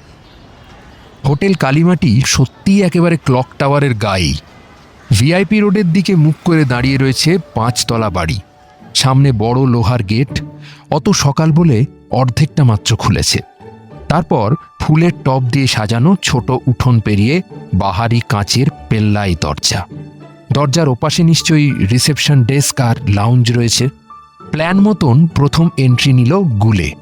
একেবারে 100 মিটার দূর থেকে সাইকেল চালিয়ে ফুল স্পিডে গেটের ভেতরে ঢুকে পড়ল। অ্যাশ কালারের ইউনিফর্ম পরে প্রাইভেট সিকিউরিটির যে ভদ্রলোক গেট সামলাচ্ছিলেন, তিনিও মোড়ের ওই পুলিশ কাকুর মতোই গুলেকে দেখেও দেখলেন না। কেনই বা দেখবেন? বছরে 365 দিন সকালে যে আসছে, তাকে দেখার দরকার পড়ে কি? আমরা কজন মনে করতে পারি আমাদের বাড়ির কাগজের হকারের মুখ? গুলে হন্তদন্ত হয়ে রিসেপশনের সামনে গিয়ে বলল, ক্যালকাটা জার্নাল কোন ঘরে? একজন মহিলা গুলের দিকে বিরক্ত দৃষ্টিতে তাকিয়ে বললেন, কি যাতা বকছো? হোটেলে আবার এরকম আলাদা ঘর হয় নাকি? ডেস্কের 2 জন ম্যাডামের চোখেই রাত জাগার ক্লান্তি। শিফট চেঞ্জের সময় হয়ে গিয়েছে। তারা এখন শুধু ভগবানকে ডাকছেন কখন রিলিভার এসে ডিউটি ধরে, আর তারা ছুটি পান। শুধু রিসেপশনের স্টাফ নয়, সারা হোটেলের সমস্ত স্টাফেরই এখন মনোভাব ওই একই রকম। পালাই পালাই। টুকটুকি এটা জানতো, কারণ ও কিছুদিন ধর্মতলার একটা হোটেলের কিচেনে কাজ করেছিল। সেজন্যই অপারেশনের টাইমটাও ঠিক করেছিল এই 6:30 7টার সময়। আরে এই ক্যালকাটা জানলার কাগজটা কোন ঘরে দেব? আমার সময় নেই। শুধু আপনাদের এই কাগজটা দেওয়ার জন্য আমাকে দমদম পার্ক থেকে লেক টাউনে আসতে হয়েছে। দাঁড়াও ভাই, দাঁড়াও, অত তাড়াহুড়ো করলে হয় না। তাহলে এখানে রেখে যাচ্ছি, আপনি দিয়ে দেবেন। রাগ করিস না ভাই, এখন দেখ শিফট চেঞ্জের সময়, যাকেই ডাকবো সেই মেজাজ দেখাবে। এই বলে ইন্টারকমে কাকে যেন বলল, দেবুদা, স্পেশাল গেস্টের নিউজ পেপার এসেছে, পাঠিয়ে দেব? না না, বাইরের লোক কেন হবে, কাগজের ডেলিভারি বয়। তারপর ফোনটা নামিয়ে রেখে বললেন, একদম 4th ফ্লোরে চলে যাবে, করিডোরের শেষ মাথা। আরে রুম নাম্বারটা বলুন না, আমি খুঁজে নেব। রুম নাম্বার নেই বাবু, যা বলছি শোনো। করিডোরের শেষ মাথায় গিয়ে দেখবে ছাদের সিঁড়ি উঠে গেছে, ছাদ অবধি যেতে হবে না, তার আগেই ল্যান্ডিং এর দরজা, ঠিক আছে? গুলে উত্তর না দিয়ে ব্যস্ত সমস্তভাবে পা চালালো লিফটের দিকে। কেন দেখলি? গুলে ফিরে আসা মাত্র আমরা হোটেলের পিছনের গলিতে ওকে চেপে ধরলাম। কিচ্ছু দেখতে পাইনি রে। সাইকেলটা আবার বকায়ের ভ্যানের পেছনে ওঠাতে ওঠাতে গুলে জবাব দিল, এক পাল্লা সলিড কাঠের দরজা, ভেতর থেকে বন্ধ ছিল। যে ছেলেটা দরজাটা একটু ফাঁক করে আমার হাত থেকে কাগজটা নিল, সে বোধহয় এই ভ্যানটাকে এক হাতে তুলে ফেলতে পারবে। বিশাল লম্বা চওড়া চেহারা, একটা ক্যাটক্যাটে লাল ট্রাকস্যুট পরেছিল, এমনকি মাথার টুপিটা অবধি খোলেনি, আবার সেটার রঙও লাল। সাইকেলটাকে যথাস্থানে রেখে গুলে আমাদের দিকে ঘাড় ফেরালো। তারপর অবাক হয়ে বলল, আরে টুকটুকি আর মান্তু কোথায় গেল? শিফট ধরতে গেছে, ওদের আজ আবার কিচেন ডিউটি। সত্যি তখন টুকটুকি হোটেল কালীমাটির বিশাল কিচেনের একপাশে দাঁড়িয়ে একের পর এক পাউরুটি স্লাইস করে চলেছিল। পাশে দাঁড়িয়ে মান্তু বাটারের ব্লক থেকে বাটার লাগাচ্ছিল। কিচেন ইনচার্জ একবার আর চোখে সেদিকে তাকিয়ে অন্য একজন হেল্পারকে বললেন, মেয়ে দুটোর তো তৈরি হাত দেখছি, কবে কাজে লাগলো? আজকেই কাজে লেগেছে স্যার, তবে ওদের কিন্তু টেম্পোরারি ডিউটি। কালকেই শেফ বলছিল 5 তলার পেশেন্টের জন্য হালকা রান্না করতে হবে, ওদের সেই কাজের জন্যই অ্যাপয়েন্ট করা হয়েছে। আমি জানতাম না, ওরা নিজেরাই এসে বলল ওদের আগামী 3 দিনের কাজের কথা বলা হয়েছে। কিচেন ইনচার্জ দেখলেন মান্তু একটা ছোট টি পটে চা ভেজাচ্ছে। টুকটুকি দুটো সেদ্ধ ডিম ফুটন্ত জল থেকে তুলে একটা ঠান্ডা জলের পাত্রের মধ্যে ডুবিয়ে দিল। তারপর ঠান্ডা জল থেকে তুলে আলতো হাতের চাপে পুরো খোলাটা সুন্দর করে তুলে আনলো। তিনি বললেন, দেখো, যদি পারো মেয়ে দুটোকে পার্মানেন্টলি রেখে দাও, they will make good cooks. Tuktuki পায়ে পায়ে কিচেন ইনচার্জের দিকে এগিয়ে এসে বলল, স্যার, এপ্রন কোথায় আছে? ওই কাভারটার মধ্যে থেকে বার করে নাও। তোমাদের পেশেন্ট কফি খান? কফি নিয়ে যাচ্ছে যে? না স্যার, পেশেন্টের জন্য লিকার চা, আর কফিটা ওই ঘরের অ্যাটেন্ডেন্টের জন্য। গুড, চলে যাও। ফিরে এসে আমাকে বলবে দুপুরের রান্নার জন্য স্টোর থেকে কি কি লাগবে, আমি স্লিপ লিখে দেবো। Okay sir, thank you sir. Tuktuki আর মান্তু লিফট ধরে 4th ফ্লোরের দিকে উঠে গেল। উঠবার পথেই টুকটুকি ওর স্কার্টের পকেট থেকে একটা পুরিয়া বার করে অনেকটা সাদা গুঁড়ো কফির কাপে ঢেলে দিল। এটা ওকে জোগাড় করে দিয়েছে শিয়ালদা বহরমপুর লাইনের বিখ্যাত কেপমার গোকুল পাল। ওই লাইনের কত প্যাসেঞ্জারকে এটা ওটা খাইয়ে বেহুশ করে যথাসর্বস্ব নিয়ে পালিয়েছে গোকুল, তার ঠিক নেই। গোকুল জেলের বাইরে থাকলে টুকটুকিদের হোটেলেই দুপুরের ভাত খায়। টুকটুকিকে প্রায় জন্ম থেকেই দেখছে, ওকে ভালোবাসে খুব। তবে ওর পড়াশোনা শেখাটা কোনোদিনই ভালো চোখে দেখেনি গোকুল কাকা। গুলের মুখ থেকে শুনে দাদুকে যে ঘরে আটকে রাখা হয়েছে সেই ঘরটা সম্বন্ধে বেশ পরিষ্কার আইডিয়া হয়ে গিয়েছিল টুকটুকির। সে সোজা সিঁড়ির ল্যান্ডিংয়ের ওই দরজায় বেল বাজালো। যার দরজা খোলার কথা সে দরজা খুলল।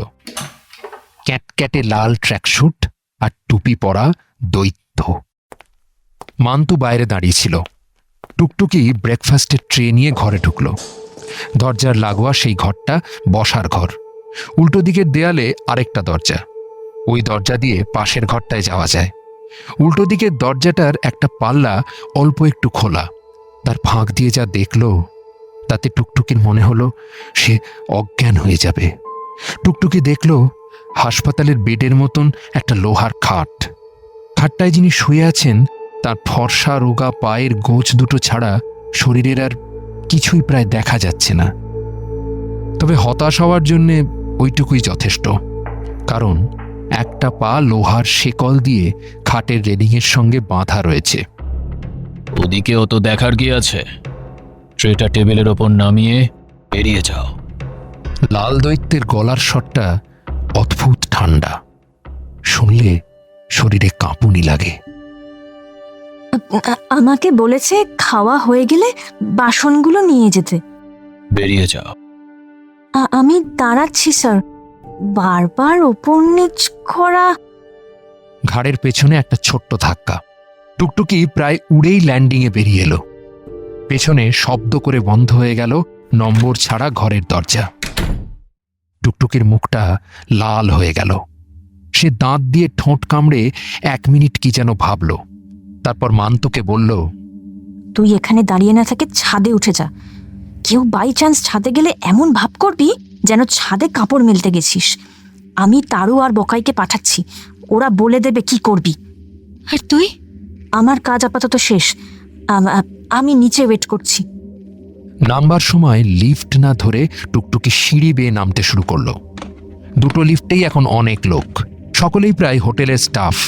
নাইট শিফটের শেষে বাড়ি ফিরবে বলে নিচে নামছে, সেজন্যই এখন লিফটে ওঠা একদম সেফ নয়। তাছাড়া অন্য একটা কাজ রয়েছে।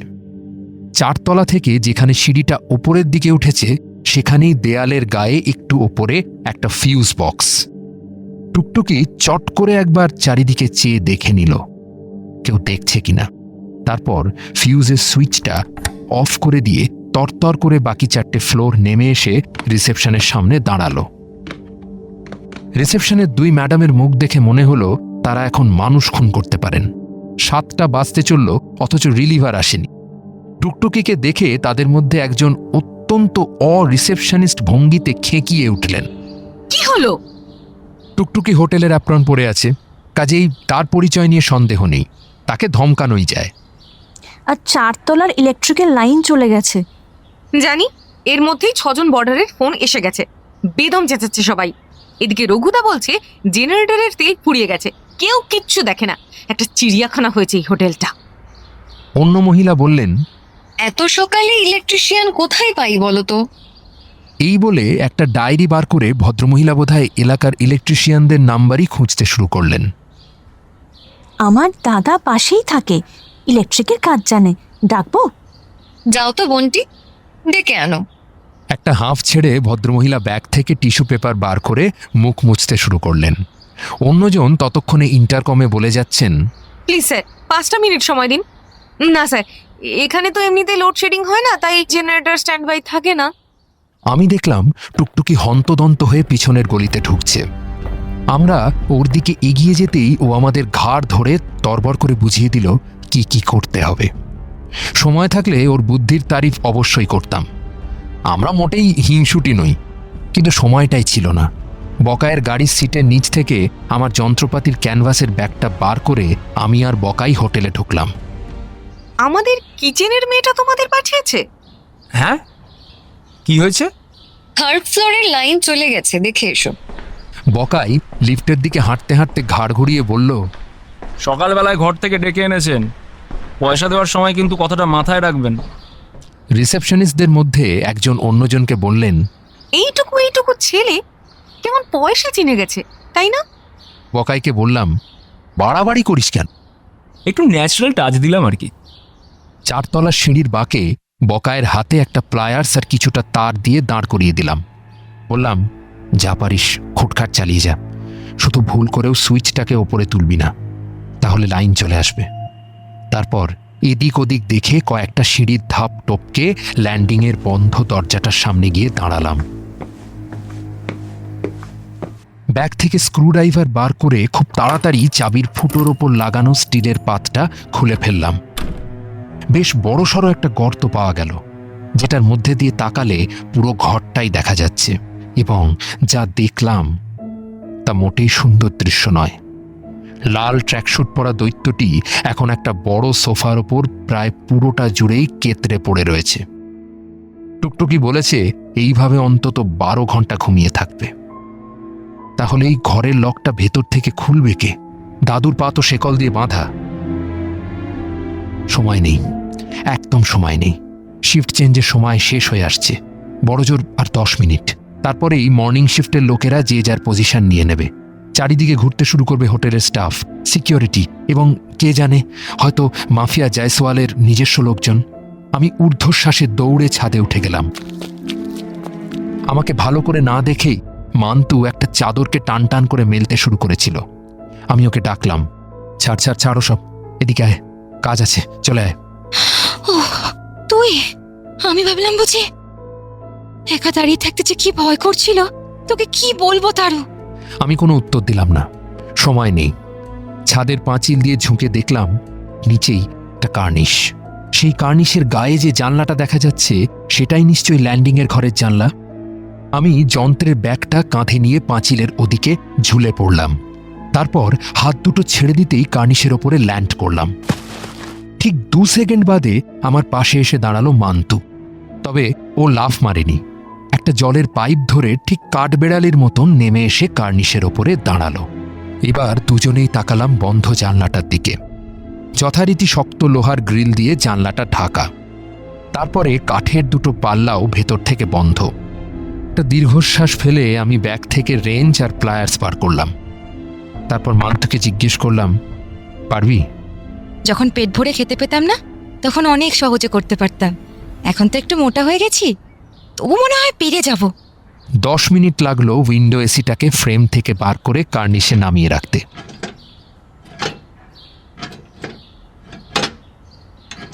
এসি মেশিনটা খুলে নেওয়ার পরে জানলার গায়ে একটা চৌকো খোঁদল তৈরি হলো।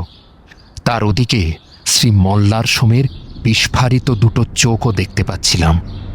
উনি বোধহয় চেঁচাতে যাচ্ছিলেন। আমরা দুজনেই একসঙ্গে ঠোঁটে আঙুল ঠেকিয়ে ইশারায় বললাম, চুপ। এসি মেশিনটা খুলে নেওয়ার ফলে জানলার গায়ে যে 2 ফুট বাই 1.5 ফুটের গর্তটা তৈরি হয়েছিল তার মধ্যে দিয়ে কোনো বাঁদরের পক্ষেও গলে যাওয়াটা কঠিন। তবে শুনেছিলাম 3 বছর আগেও নাকি মান্তু ওর চেয়ে অনেক ছোট একটা লোহার রিংয়ের মধ্যে দিয়ে নিজের শরীরটাকে গলিয়ে দিতে পারত। সেটাই ছিল বাজিকরদের রোড শোয়ে ওর স্পেশাল আইটেম। সে খেলা আমি দেখিনি। আজ হোটেল কালীমাটির কার্নিশে গুঁড়ি মেরে বসে অবাক হয়ে দেখলাম কেমন করে মান্তু ওর দুটো হাত আর দুটো পাকে স্ট্রেচ করে কোমরের উপরের অংশটাকে থাইয়ের সঙ্গে মিশিয়ে দিয়ে শরীরটাকে একটা সরল রেখা বানিয়ে ফেলল। তারপর সেই সরল রেখাটা ওই ছোট্ট গর্তের মধ্যে দিয়ে ঢুকে গেল ঘরের ভেতরে। মান্তু ঘরে ঢুকে যেতেই আমি আবার পাঁচিল বেয়ে ছাদে উঠে সিঁড়ি দিয়ে নিচে নেমে গেলাম। বকাইকে ইশারা করতেই বকাই পকেট থেকে মোবাইল বার করে কথা বলতে শুরু করলো। বেশি কিছু বলার নেই, ও শুধু শুভ কাকাকে বলবে, পুলিশ নিয়ে লেকটাউনের হোটেল কালীমাটিতে চলে আসতে হবে। হ্যাঁ হ্যাঁ, ইমিডিয়েটলি। দাদু এখানেই রয়েছেন। শুভ কাকা, অত কথা বলার সময় নেই, তুমি যত তাড়াতাড়ি পারো পুলিশ নিয়ে চলে এসো। আমি ল্যান্ডিংয়ের ঘরের দরজার সামনে দাঁড়িয়ে চাপা গলায় ডাকতেই মান্তু ভেতর থেকে ইয়েল লকটা খুলে দিল। আমি ভেতরে ঢুকে আবার দরজা লাগিয়ে দিলাম। প্লায়ার্সের একটা মোচড়ে দাদুর পায়ের শেকলও খুলে ফেললাম। এবার পোশাক বদলের পালা, এবং সেই কাজটাতেই সবচেয়ে বেগ পেতে হলো।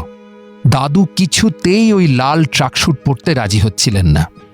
লাল রংটা নাকি হিংসার রং, তাই ওনার খুব অপছন্দ। আমি আর মান্তু কিছুটা জোর করে কিছুটা বুঝিয়ে বাজিয়ে ওনাকে ট্রাকস্যুটটা পরালাম। এমনকি লাল টুপিটা অবধি ওনার মাথায় পরিয়ে শেডটা টেনে দিলাম নাকের ওপর অবধি। এর ফলে দাদুর সাদা চুল, সাদা ভুরু সব ঢাকা পড়ে গেল। তারপর ওনাকে লিফটে চাপিয়ে নিচে নামলাম। মান্তু ইতিমধ্যেই অ্যাপ্রনটা খুলে একটা ডাস্টবিনের মধ্যে ফেলে দিয়েছিল। ওটা গায়ে চড়িয়ে বেরোতে গেলে সিকিউরিটিদের প্রশ্নের মুখে পড়তে হতো। নাম্বার আগে ফিউজের সুইচটা অন করে দিয়ে আসতে ভুলিনি। কাজ শেষ করতে না পারলে রিসেপশনে ম্যাডামরা আমাদের যেতে দেবেন কেন? হোটেল থেকে যখন বেরোচ্ছি তখনই গেটের কাছে একটা ব্লু কালারের অডি এসে দাঁড়ালো। গাড়ির মধ্যে থেকে নেমে এলো দুই জয়সওয়াল। এক জয়সওয়াল লাল ট্র্যাকশুটের দিকে তাকিয়ে হাঁক ছাড়ল। अरे कहाँ जा रहा है रे नंदुआ? तेरा मरीज का हाल कैसा है? আমাদের অবাক করে দিয়ে দাদু টুপির আড়াল থেকে সেই মার্কা মারা ঠান্ডা গলায় জবাব দিলেন, ठीक ही है मालिक, मुझको भेजा है रसगुल्ला लाने के लिए।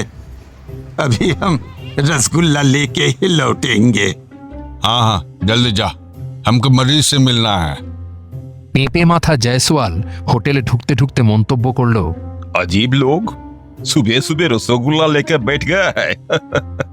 তারপর আর কি, লেকটাউনের মোড়ে মিনিট 10 দাঁড়াতে না দাঁড়াতেই আমাদের গাড়ির পাশ দিয়ে হুটার বাজিয়ে একটার পর একটা পুলিশের জিপ ঢুকে পড়ল ভেতরের রাস্তায়।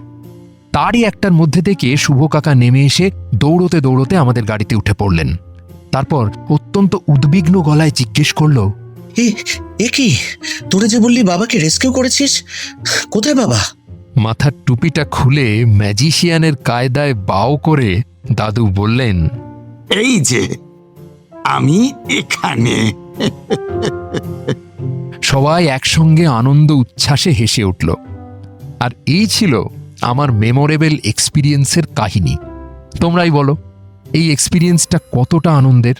ইস, মেমোরেবল এক্সপিরিয়েন্সের ওই এসেটা যদি এখন লিখতে পারা যেত, কি যে ভালো হতো।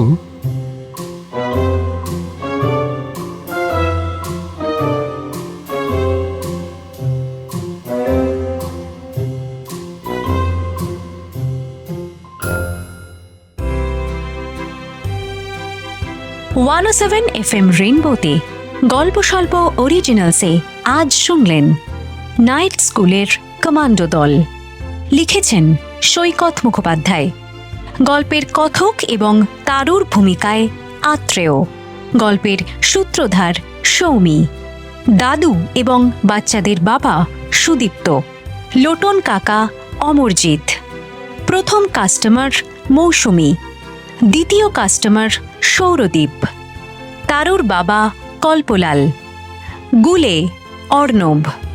বাচ্চাদের মা প্রযুক্তি। প্রথম জয়সওয়াল অর্পণ। দ্বিতীয় জয়সওয়াল উজ্জ্বল। শুভ সোমক। নার্স দেবারতী। মনুদিদা গোপা। মান্তু বিহু। বকাই তমজিৎ। টুকটুকি আম্রপালি। কিডন্যাপার রাজীব। শিশির বাবু দেব।